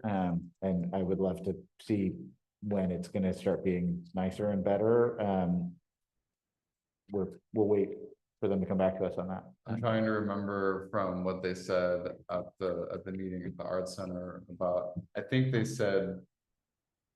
Pretty much sometime during phase 1, I think July-ish, maybe July, August, they were going to have I think there was 2 separate master plans that they were going to release. Yeah.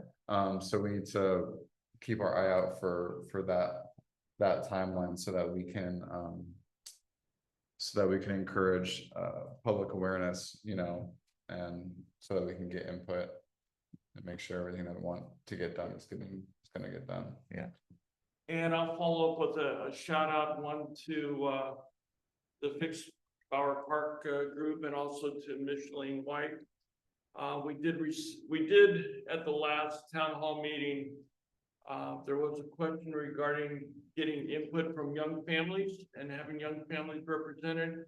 The county got on that right away and produced a survey, both in English and Spanish, that was quickly distributed to our young families in the area, so they can weigh in and let us know what is really critical and important to them at Bower Park. So shout out to the county for getting on that right away, reaching out to our young families, and to Micheline and the Fix Bower Park group for getting that out. This may be old news, so I apologize. They did determine what was wrong with the bathroom. There was not a leak at all in any of the plumbing. Turns out that it was a bad valve leading to the park that was not functioning correctly. And so that whole time that they were waiting for the ground to dry out, so they could repair the plumbing for the restrooms. It never dried out. No, what happened was the pump actually stopped, and that's what caused the water leak. And so they contacted North Wall Water, who went out and looked at the hydrant and found that it was the pump. And I have a question. I can't believe on that. that note. I know I've heard for some time now that there is a hefty water bill, coming from the leaks that beyond just that one over the years that have been existing and haven't been dealt with. Do we know anything about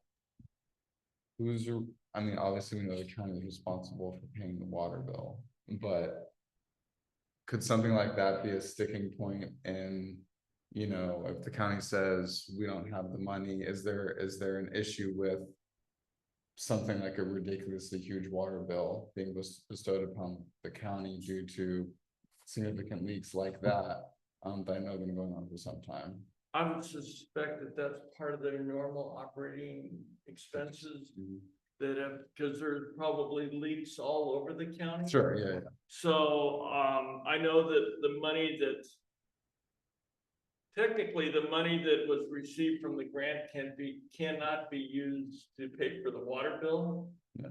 It can be used to upgrade the plumbing there, which I'm sure that and the electrical lines will probably be really critical for the safety of the park.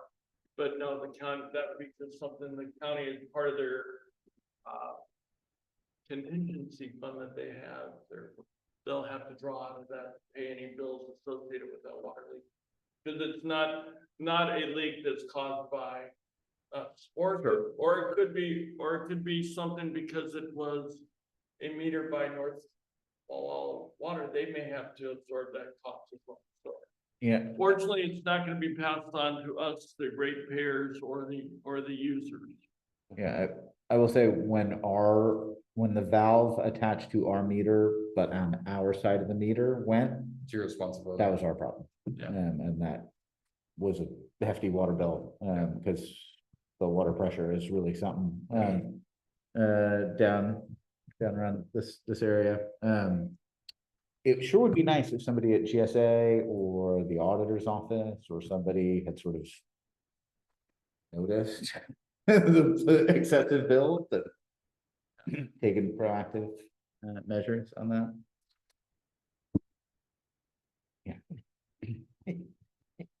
So thank you everybody for your support of the Bower Park renovation. It's happening.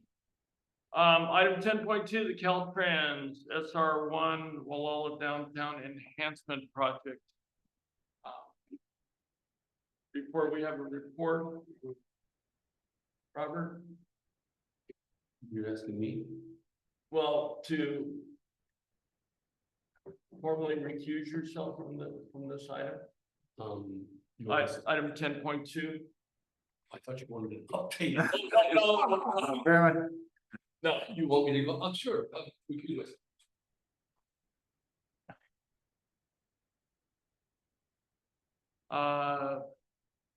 Councilmember Spock?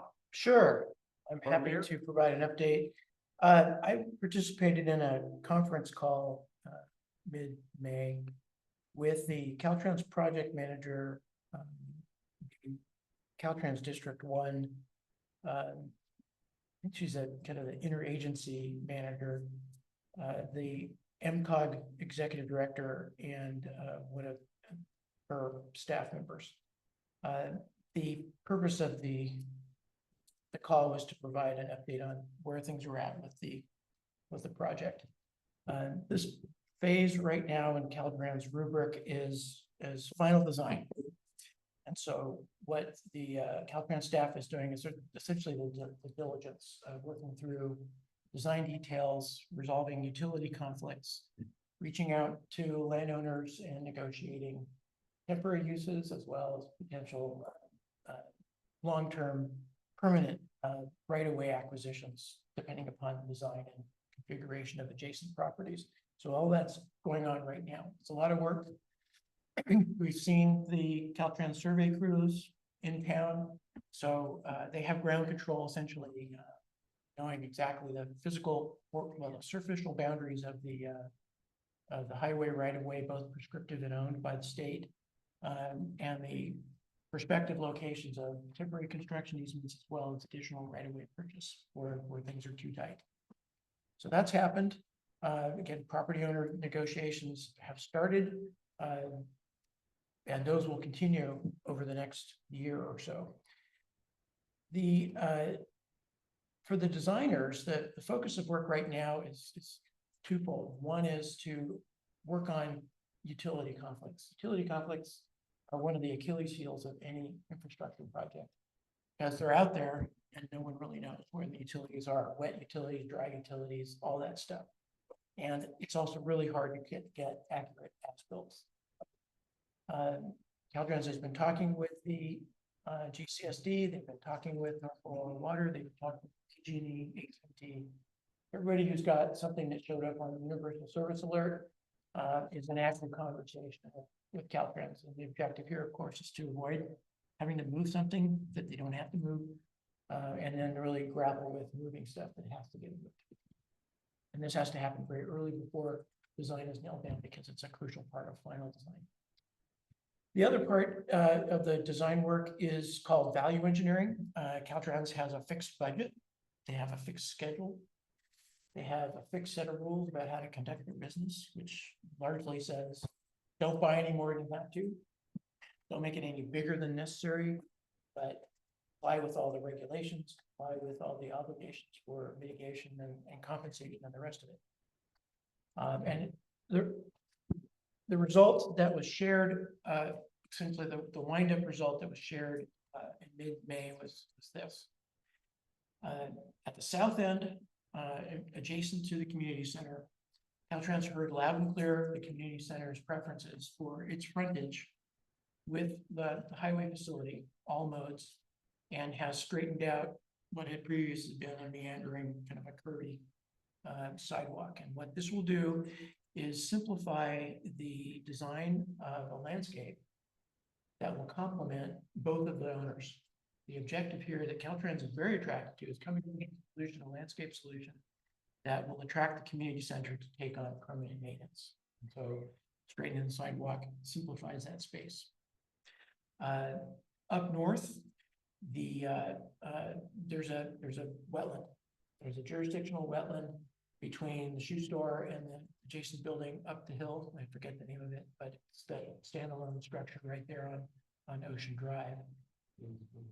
Exactly, and so we can all visualize that green hedge there in the draw.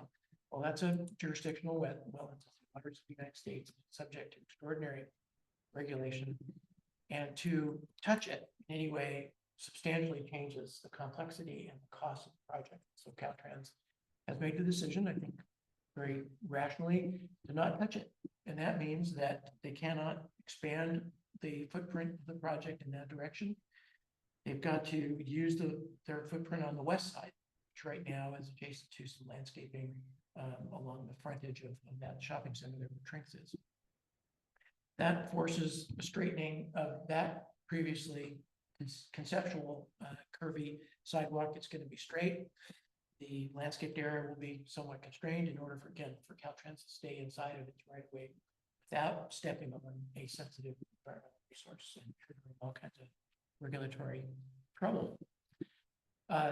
The other upshot, though, of those constraints, Caltrans getting real now that they've got surface control, they know what the space is, they know where property lines are, they know where they know how much space is necessary to execute the travel improvement for heads, bikes, and cars. North of, between the southbound, so Center Street and Church Street, there will be a center turn lane.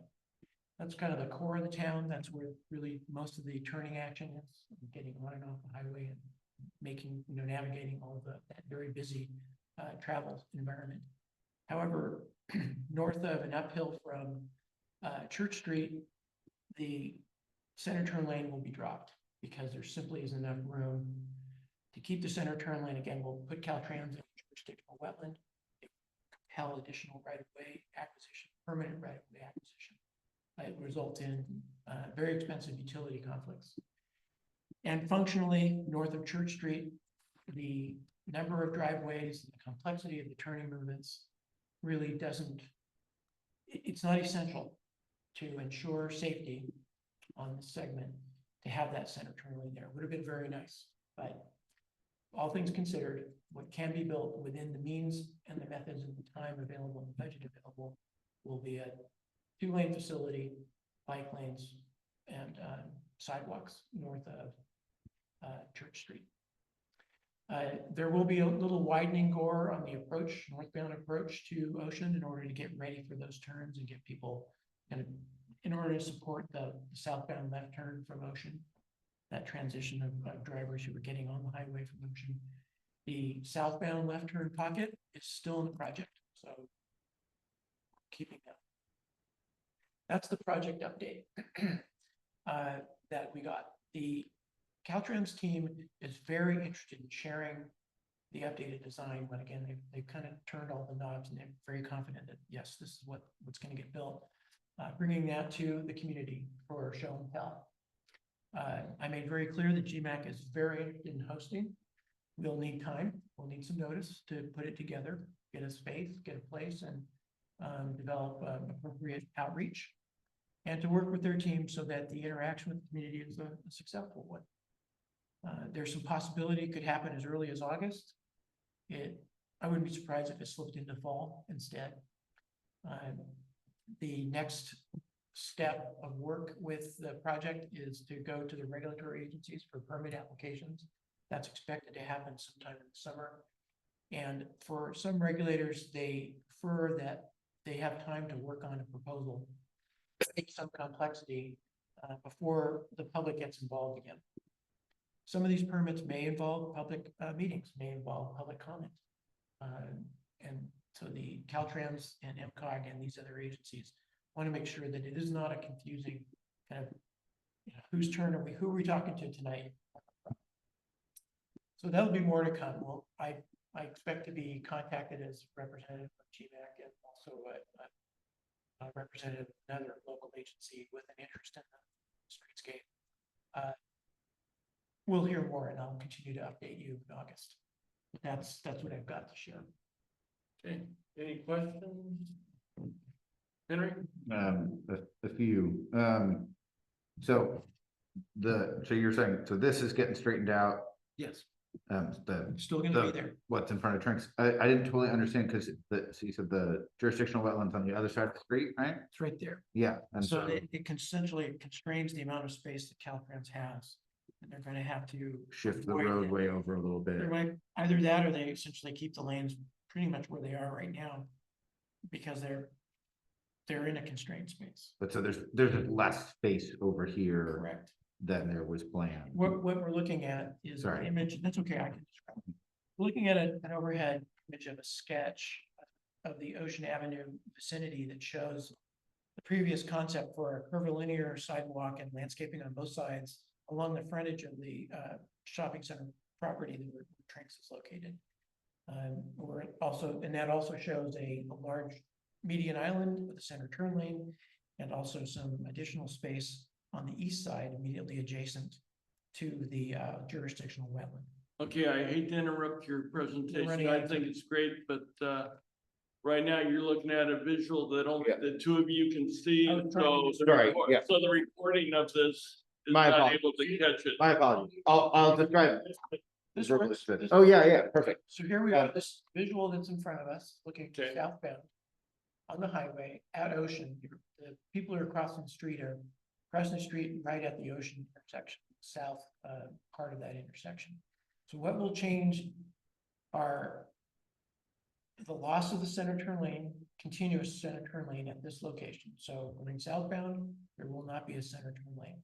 There will be two vehicle northbound, southbound turn lane, travel lanes, but no center turn lane. There will be, instead of that raised island, there'll be some kind of a gore with kind of a kidney shaped change in the lane configuration that will enable a person who's making a turn onto that southbound lane off the picture to the left, heading southbound, hopefully not hitting the people in the crosswalk.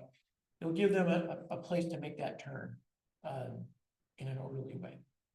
On the right side of the image, you see the concept for a curvy sidewalk that will now be straight.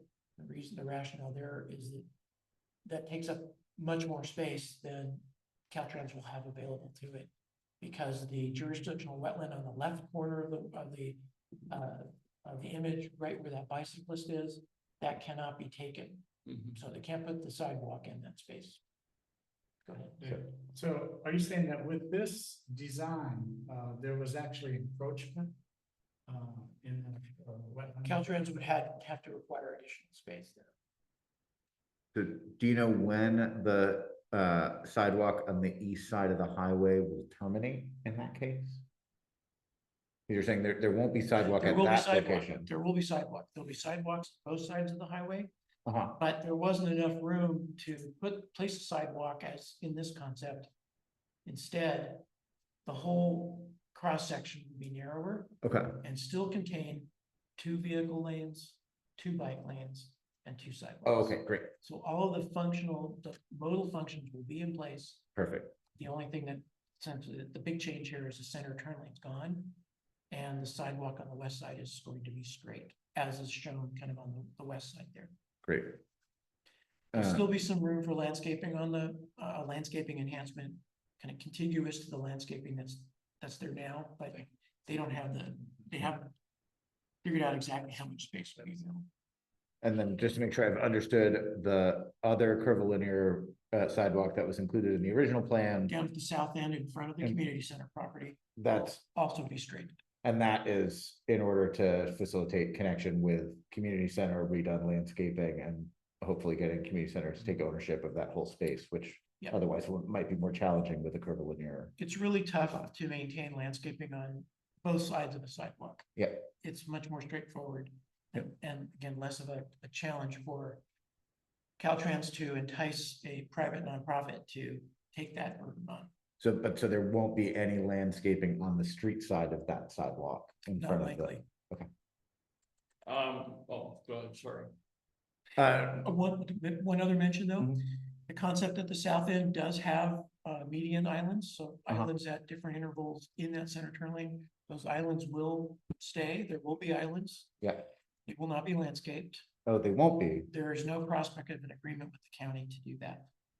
To take that landscaping. In fact, I've heard, head of county DOT say that they're unable to take any landscaping obligations, simply not in the county's rule book, in a right of way.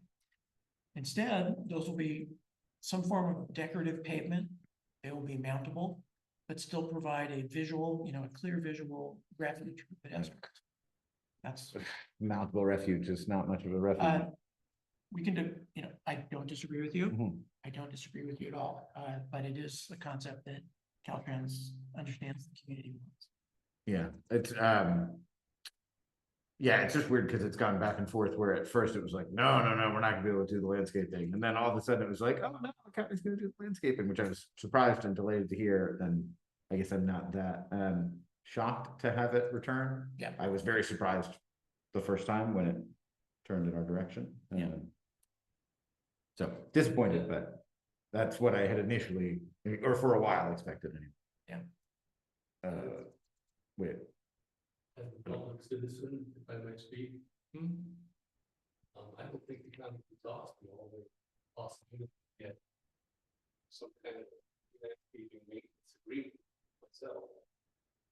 They talk about, the sheriff, he has his, work crews going out and doing things in the county.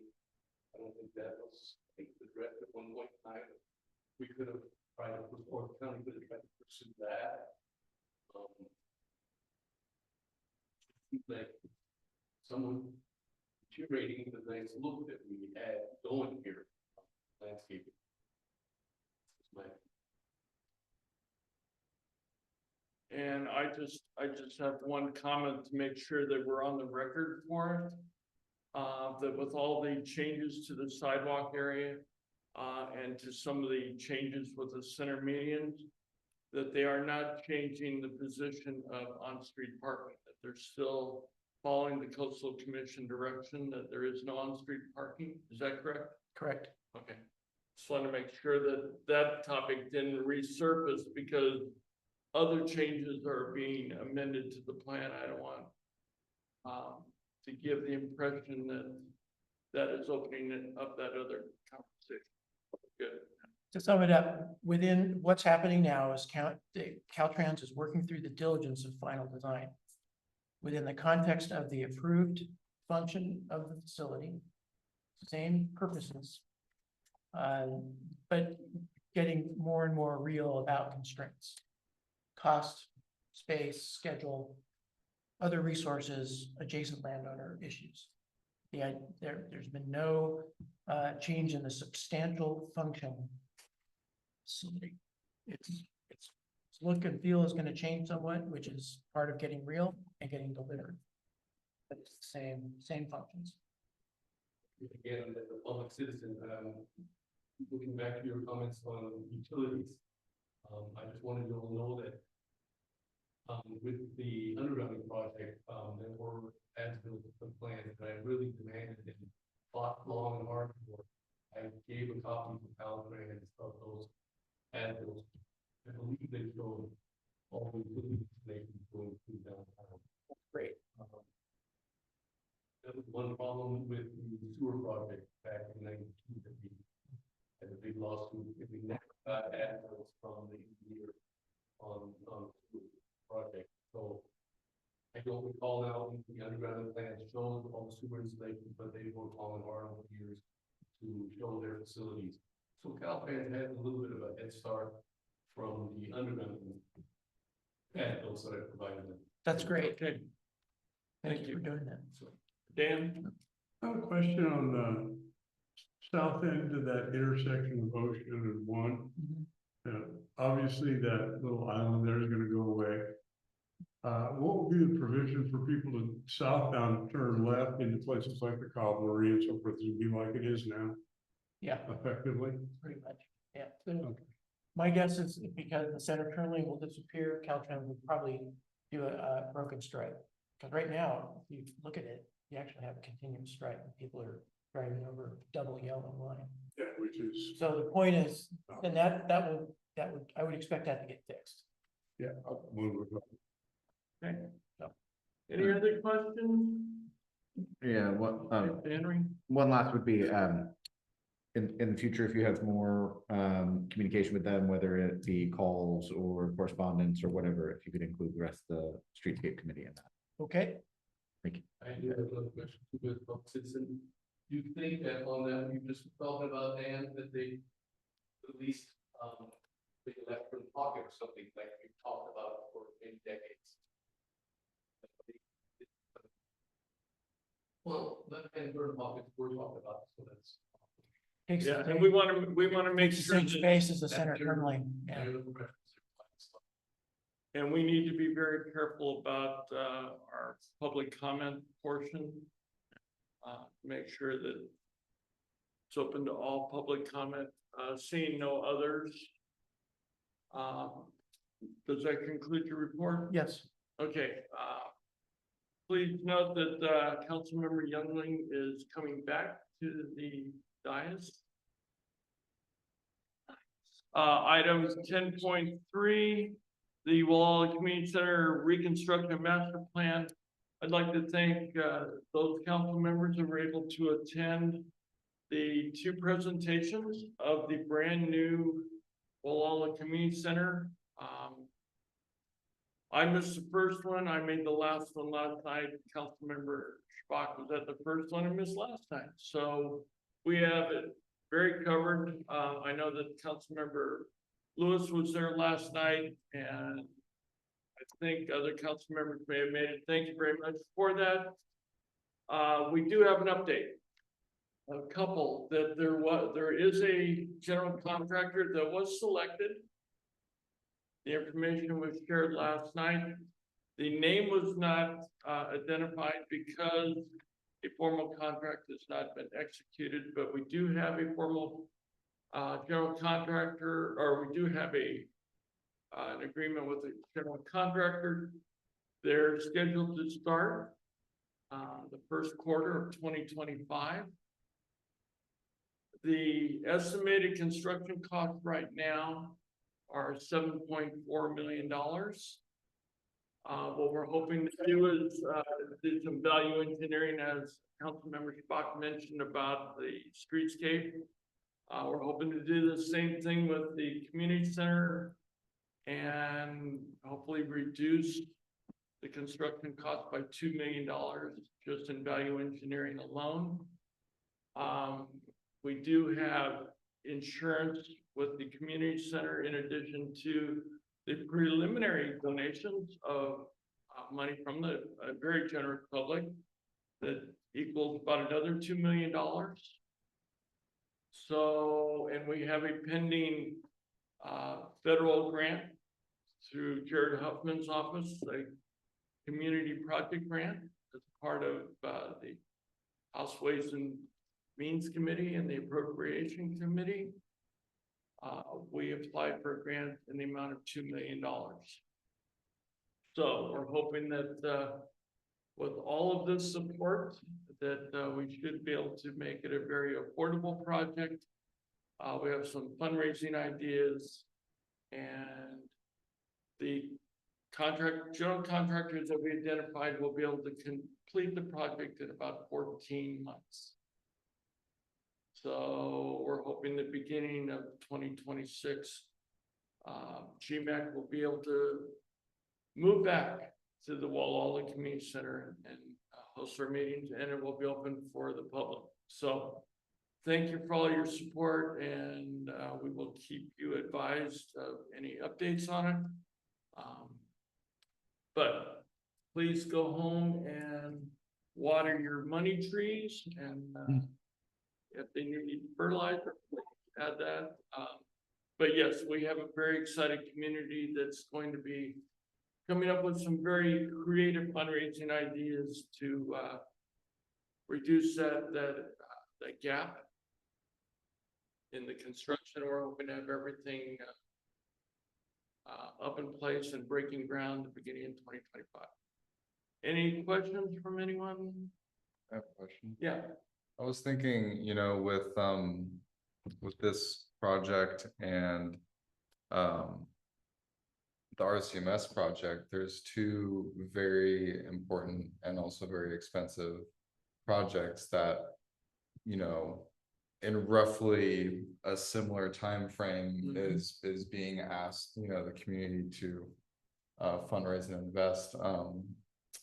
Does the council, I guess I'm wondering if we can open up for a little discussion. Does the council share any concerns or thoughts about the best ways that maybe GMAC can help facilitate the fundraising of two completely separate but extremely important you know, projects, or if at all, will the community center rebuild overlap in any way with the timeline of RCMS's, you know, funding? I mean, both projects are going after their own grants and private donations, of course, but also they're both asking for fundraising money from the same community. Right. And so it's, you add it up, you know, it's like, It's gonna be a lot. It's gonna be a heavy lift for the community. I know that Councilmember Lewis was there last night. I don't know if anybody else was, but the director from RCMS gave a very compelling statement last night in support of the Walla Community Center and the importance of building this facility to serve as an emergency evacuation site should something happen, a catastrophic event in our community. And we've seen it with trees falling down. We've seen power outages where people have been displaced and have had to have a place to come and have a warm meal and charge their cell phones. He was very supportive last night. He believed that we could fundraise concurrently.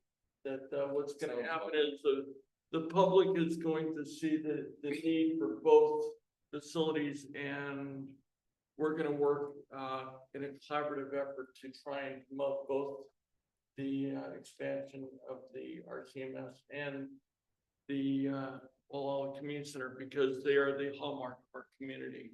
And we believe that the community, as it has for everything else, will raise up. And matter of fact, in July, we have another art and take where the local artists are going to do an art and take event at the Walla Community Center, with all proceeds going to support the rebuilding project. So there are groups like that are going to help make this happen. So that's really, that's perfect to hear. Yeah. Henry? Yeah, I mean, I would just say, in terms of GMAC's involvement, I'm a little wary of GMAC getting involved in anything fundraising for a private institution, nonprofit, and, you know, pillars of the community that they may be. That I think gets us into some murky waters when the next person wants our help fundraising. Now we're in the business of deciding which projects are worthy of GMAC's involvement, and I think we should stay out, but I'm glad to hear that that's going to be a collaborative effort. And I only suggested that in passing in lieu of, my first thought was exactly that. Is there any way that there can be collaborative fundraising? I didn't know if that would, you know, if that's realistic or if that's competitive or how that would work in a small community. So, you know, my thought was if there was anything complicated about that, and how the community would navigate that if there's anything the council could do. But I mean, that's basically the ace right there. I'm just happy to hear. And I think what we'll be able to do, as this council did at the last meeting, I'm thinking, when we passed the resolution in support of the grant, the federal grant, through Congressman Huffman's office. I think similarly, if RCMS is able to find some major grant funding, if they're looking for letters of support or a resolution, that's something that we can entertain as a advisory council to support whatever fundraising avenue they may be pursuing as well. So that's how we can do it. We can give them a verbal support and a personal support on the outside, but I think collectively just a resolution supporting their efforts, I think would really go a long way to helping them in their grant process. Any other questions?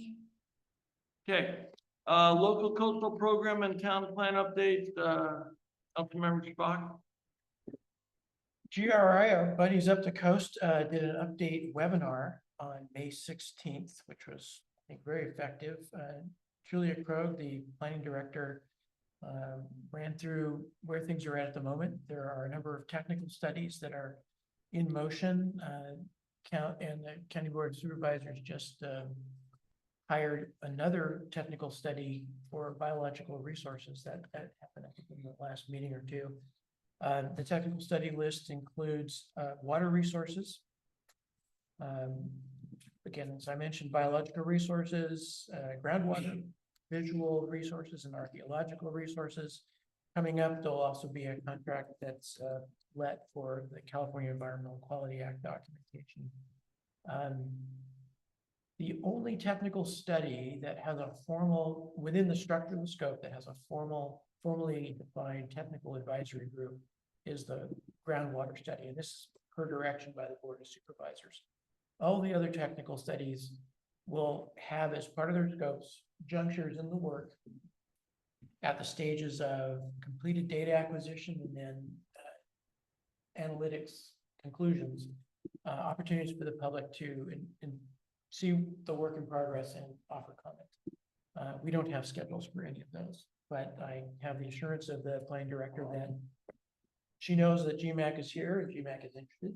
She's looking forward to working with us and engaging the community through the technical study period. Later on, during plan formation, again, their scope of work does include periods where public input will be solicited. No schedule yet for that. First off is to get through the technical studies, essentially to establish existing conditions. And when I say existing conditions within the context of the local coastal program, what that really means is existing constraints. Because one of the things that the LCP update will look at is zoning in the town plan, for example, general plan and designations in the town plan. Town plan makes a number of assumptions, and then it comes up with what the planners call carrying capacity, the number of people that could ultimately live here if everything were developed as per plan. But it's one thing to plan, it's quite another to execute. And one of the objectives of this update is to get real about how much water do we have, how much sewer capacity do we have, what will Highway 1 take, how much traffic. Because ultimately, whoever arrives here and stays here and sticks around weekends and tourist season, and in addition, that addition, whatever happens here has to happen within that box of opportunity. And at this point, it's not entirely known. So serious aspect of the LCP update is to grapple with that in the context of climate change, which more than anything else is going to further constrain development capacity virtually everywhere on the coast.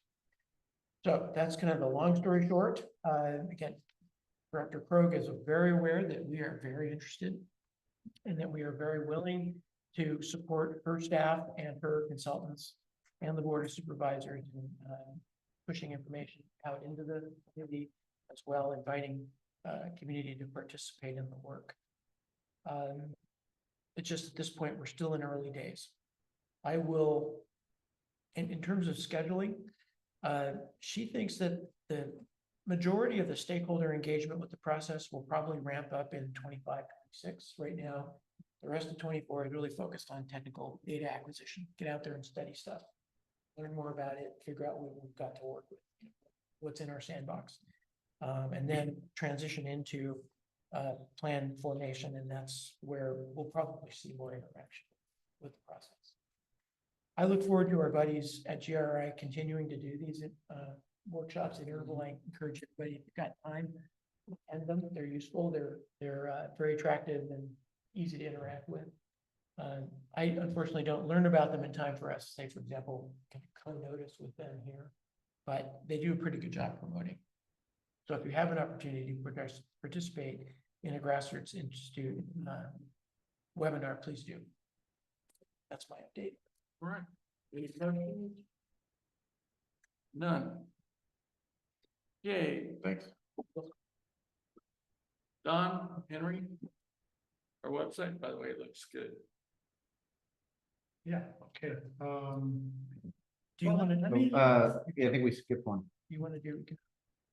What's that? Economic development. Oh, sorry, economic development. Okay. I jumped in. Sorry, Robert. Actually, everything report. Sorry. Okay. Let me add real quick. I did have a chance to run into, I believe her name's Alina and Tab, who is the owner of Mar Vista.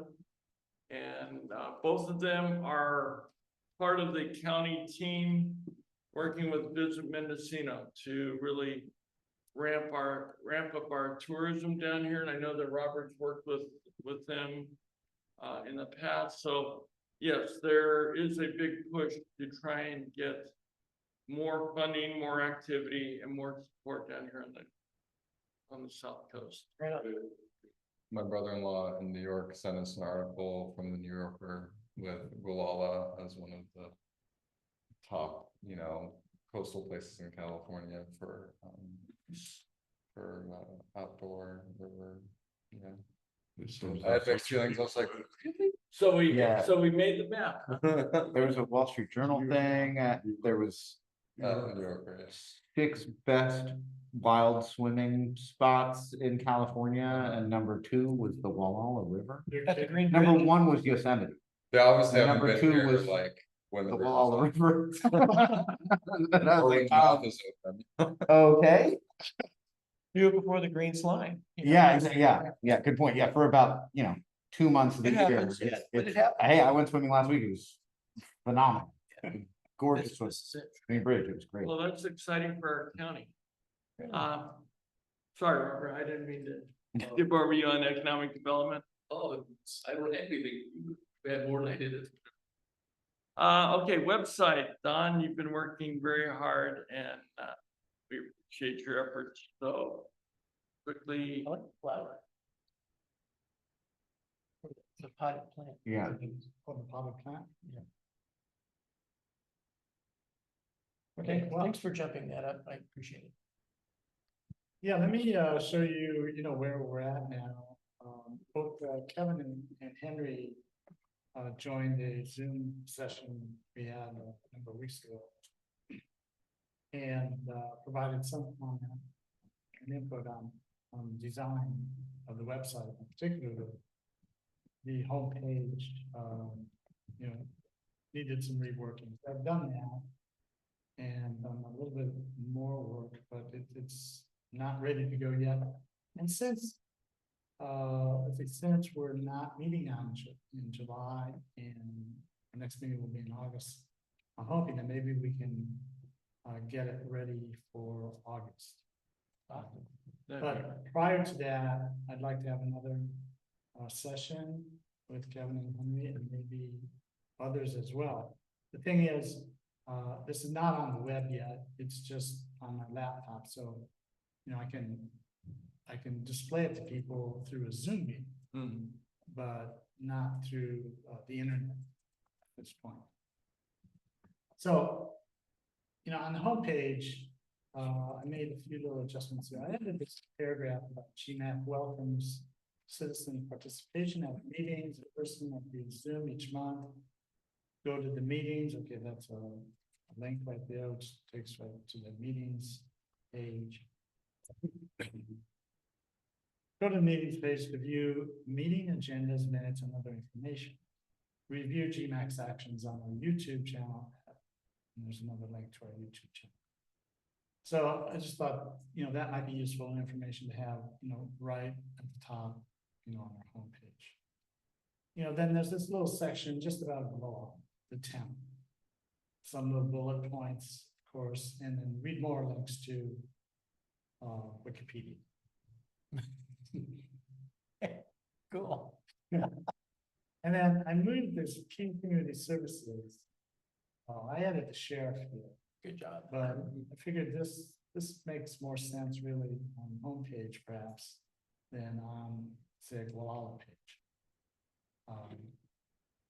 And then just another photo down here. Now, what I was wondering, during this meeting, as we were discussing, say, the community center and RCMS, I'm wondering if any additional information about those two projects might make sense to be on the homepage.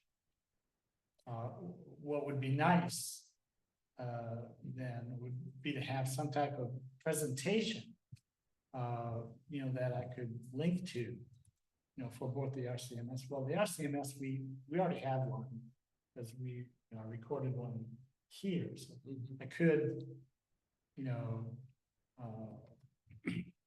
use that video or that recording that we made in Zoom.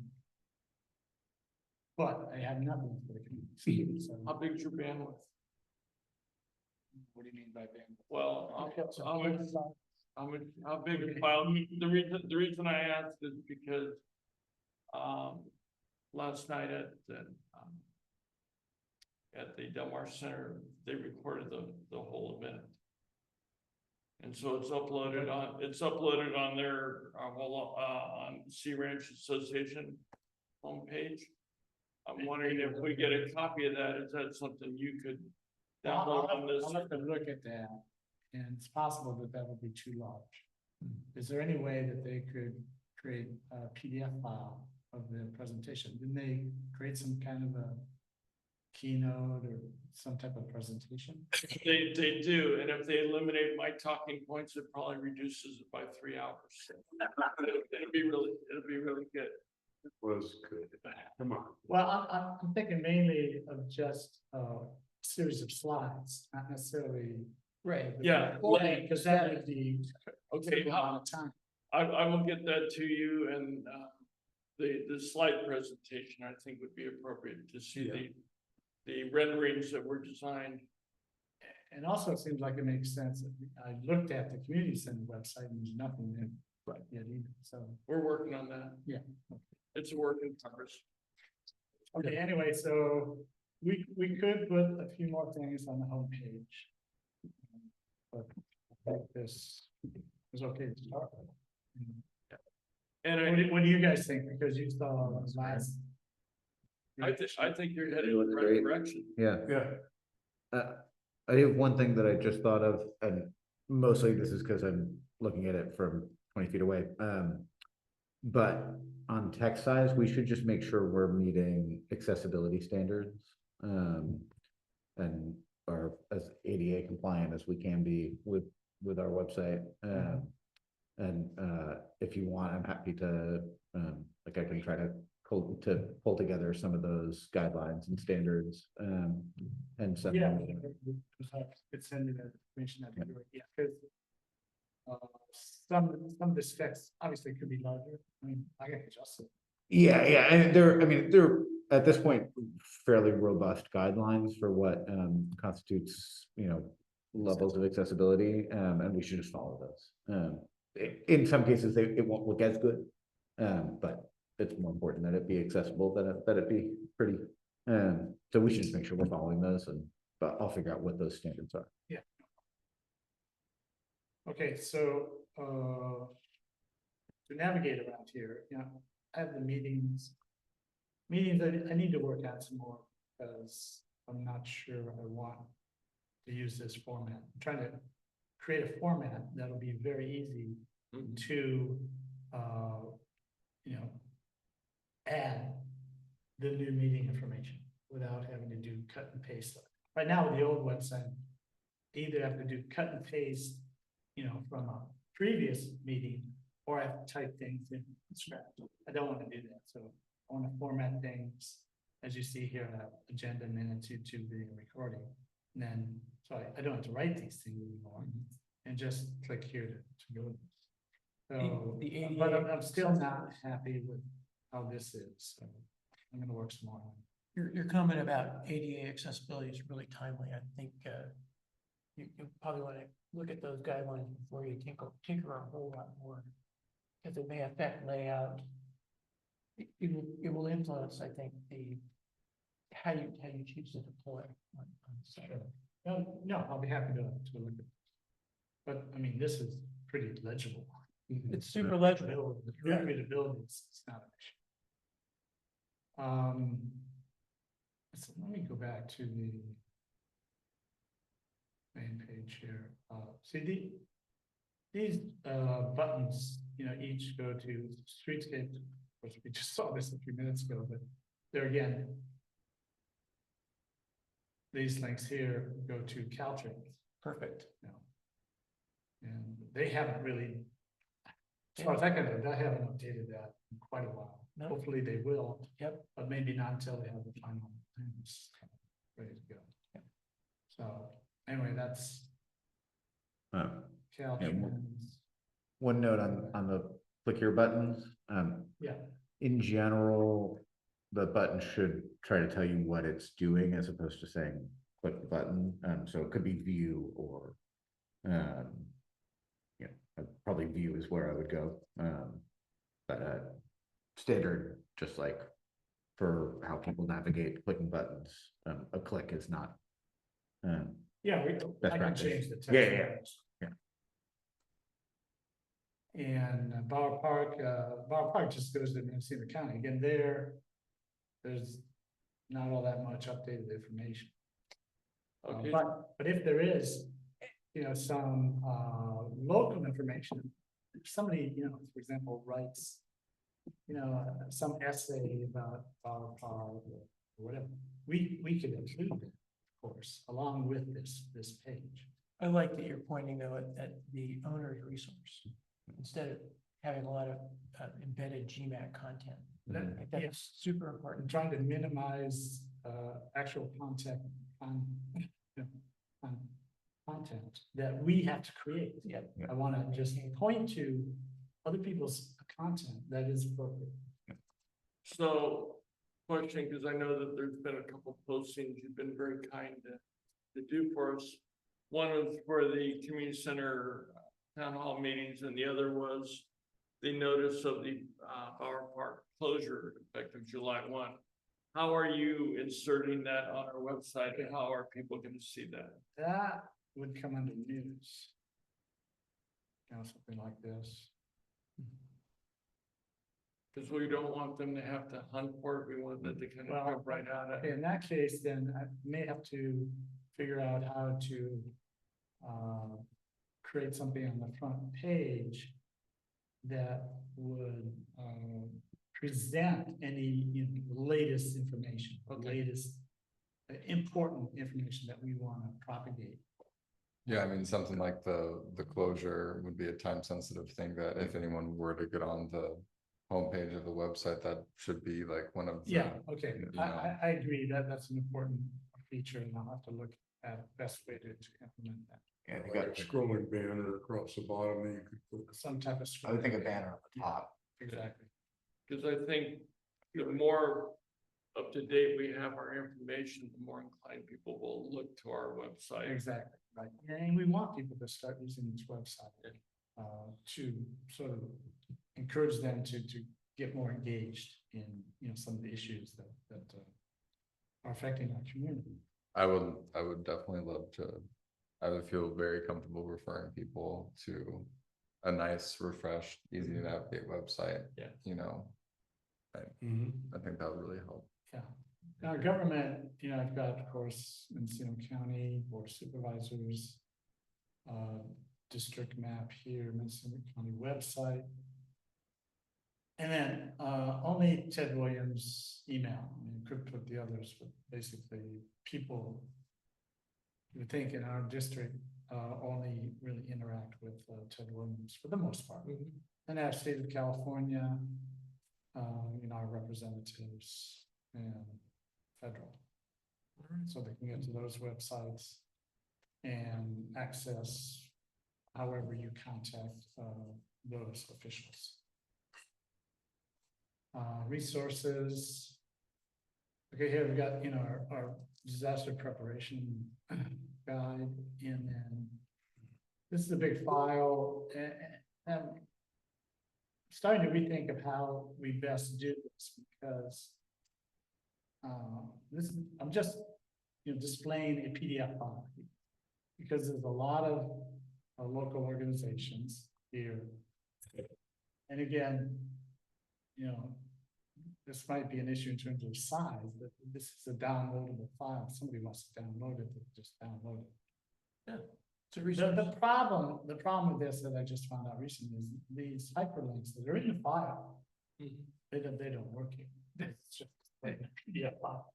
So in order to get those to work, I can't be displaying a PDF file. It's got to be data that's in some format on the web page. Honestly, I think you could even export it to HTML. I think Preview might do that with PDFs. With PDFs, won't be very pretty HTML, but then you could embed the HTML directly. So I think so. Yeah. I mean, certainly there are third-party tools, but I think that might even be built into Preview. I'm not totally sure. Sounds like another work session. yeah. Yeah. Okay. Well, if we can make it work that way, that'd be cool. Okay, so that's resources.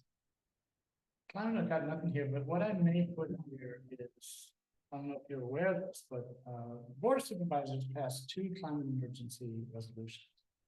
One was in 2021, and then the second one was just last year in December. And I think these are important statements and positions by the Board of Supervisors on climate. So I want to reference those here. And maybe there'll be some other information. Visitors, well, I really don't have anything on visitors yet, and just our image gallery. Right. And then I think about is pretty much done. Here's this is basically what the Board of Supervisors charges us with. This is right from the county website. And then we have the GMAC contact information. Kevin's telephone number's not there. You want to put that in there, Kevin? What? Your telephone? His home address.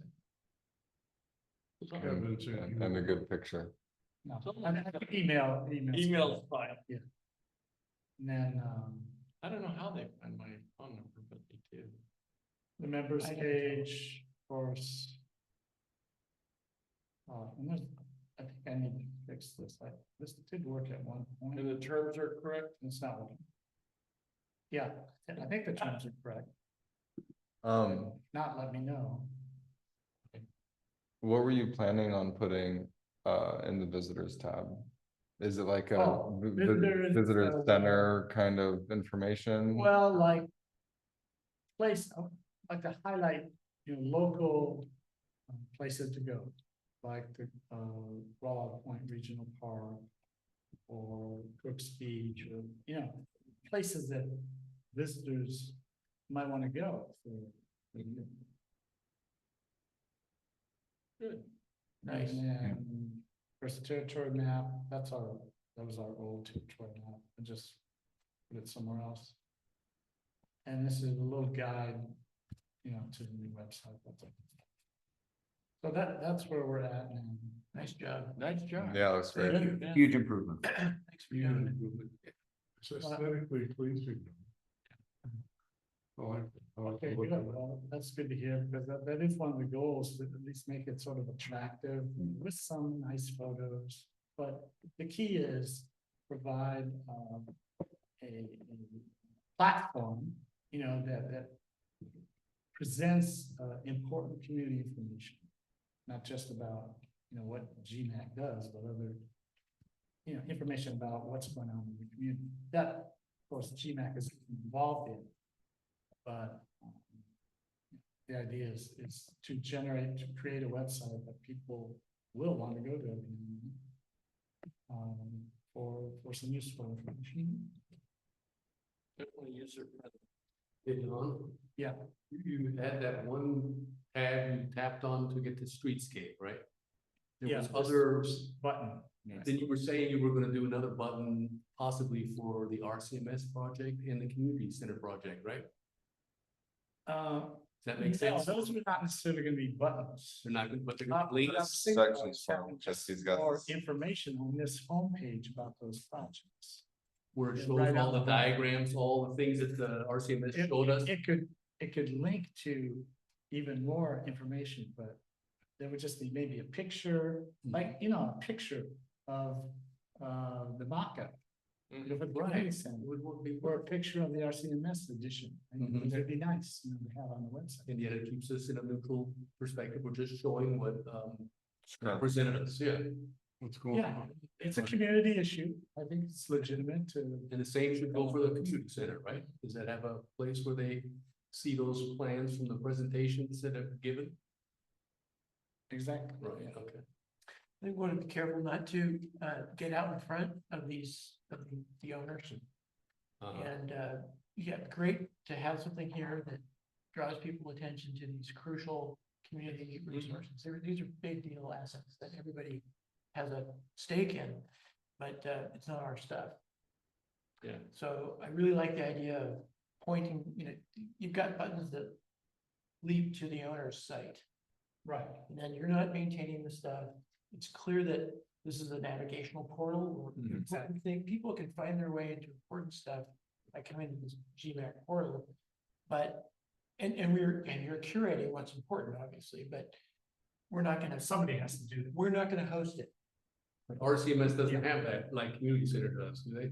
I don't know what our CMS has, but frankly, if they're gonna launch into a major fundraising effort, they had Yeah. probably They would, better build a facility that's available on the internet, because they're gonna use that for collateral. Right.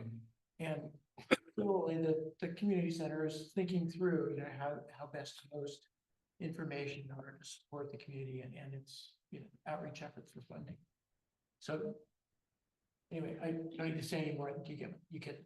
Yeah, to your point, would not be my intent to create a lot of content, generate content about these projects. But show pictures, some pictures that are relevant. There's a hyperlink behind And it. then lead them to those organizations' websites. That's great. Great. I think that's great. Question. Can we be seen as a county or governmental organization to be endorsing that people invest in these various projects, which would, of course, be a benefit to us, but it's for us to pick and choose where we direct people's attention to donate, to support, to whatever. Oh, I don't think we should link to, No. nothing about. But would we be seeming to, if we had links to RCMS and community center, and maybe not to somebody building refurbishing the Walla hotel? Say, Well, let's say that it's a really good question, and it is an important one that we need to be sensitive to. By having an image that represents the GCC rebuild, and that has a link into it, so somebody can find the GCC rebuild here and go to that source. We don't need to identify it as a donation issue. It's, hey, the community center is rebuilding its primary facility. You can go to their website. RCMS is doing an important addition to the community serving clinic. Go to their site. Well, Hotel is going through a major refurbishing. This is the core historic resource in the middle of town. Here's an image. Go take a look at their site. But we don't have to endorse. The whole idea is if it looks and feels and smells big to us and important to the community, I think we can make sure that the person that lands on this site can find it, can become aware of it. And then if they want, go to the owner's site and explore, Right. the designs, the this, the that, and if it's fundraising. it's not us. We don't do it. And we. Tower Park, refurbished Power Park. Put that, it's another public. but- And we can also put an endorsement on there that says that, or a We don't disclosure endorse. that we do not endorse. These postings are purely informational only. Yep. And we do not endorse any of these projects. Whereas Power Park is county, we're county. But we would still just be posting as an informational source. Yeah, exactly. Or posting to the owner's website, like you guys are saying, right? North Wall Water Company, put in a new reservoir, go to North Wall Oh, Water yeah, Company. when you launch a reservoir project, that's big. Yeah, Go to. Yeah. fingers crossed. Good luck. All right. I took you seriously Don, for a you got second when you anything said going on? hotel was going to run. Well, to some of the points that some of you just raised, I have looked at quite a few public entity websites. And I'll tell you, there is all kinds of stuff that these public entities, I'm talking about cities, counties, other MACs. There's a wide range of information that's provided. It's not strictly just public entities like a public park.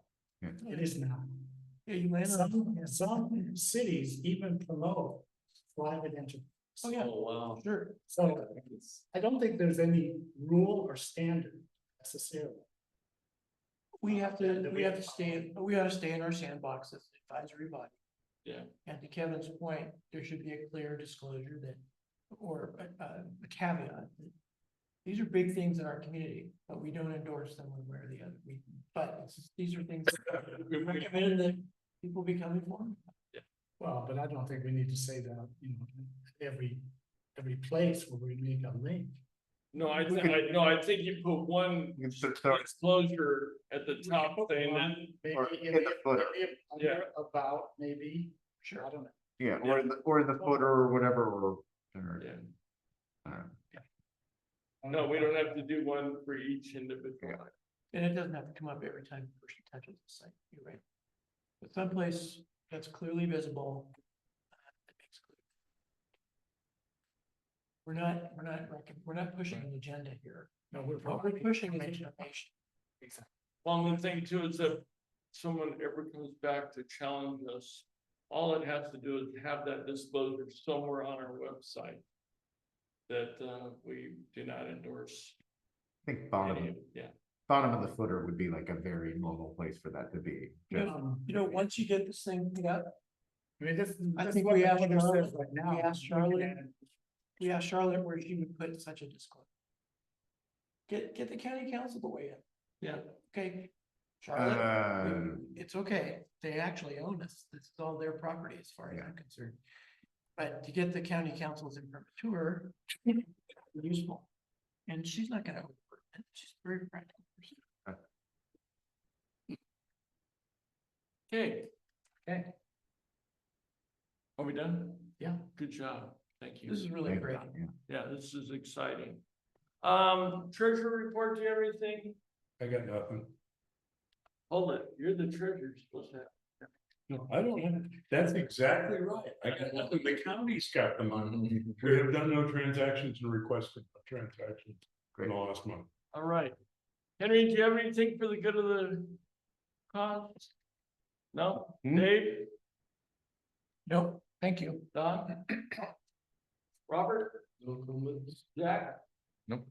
Dan? Got nothing. Okay, I only have one, and that is, I wish all of you a happy 4th of July, happy, safe, and an enjoyable 4th of July.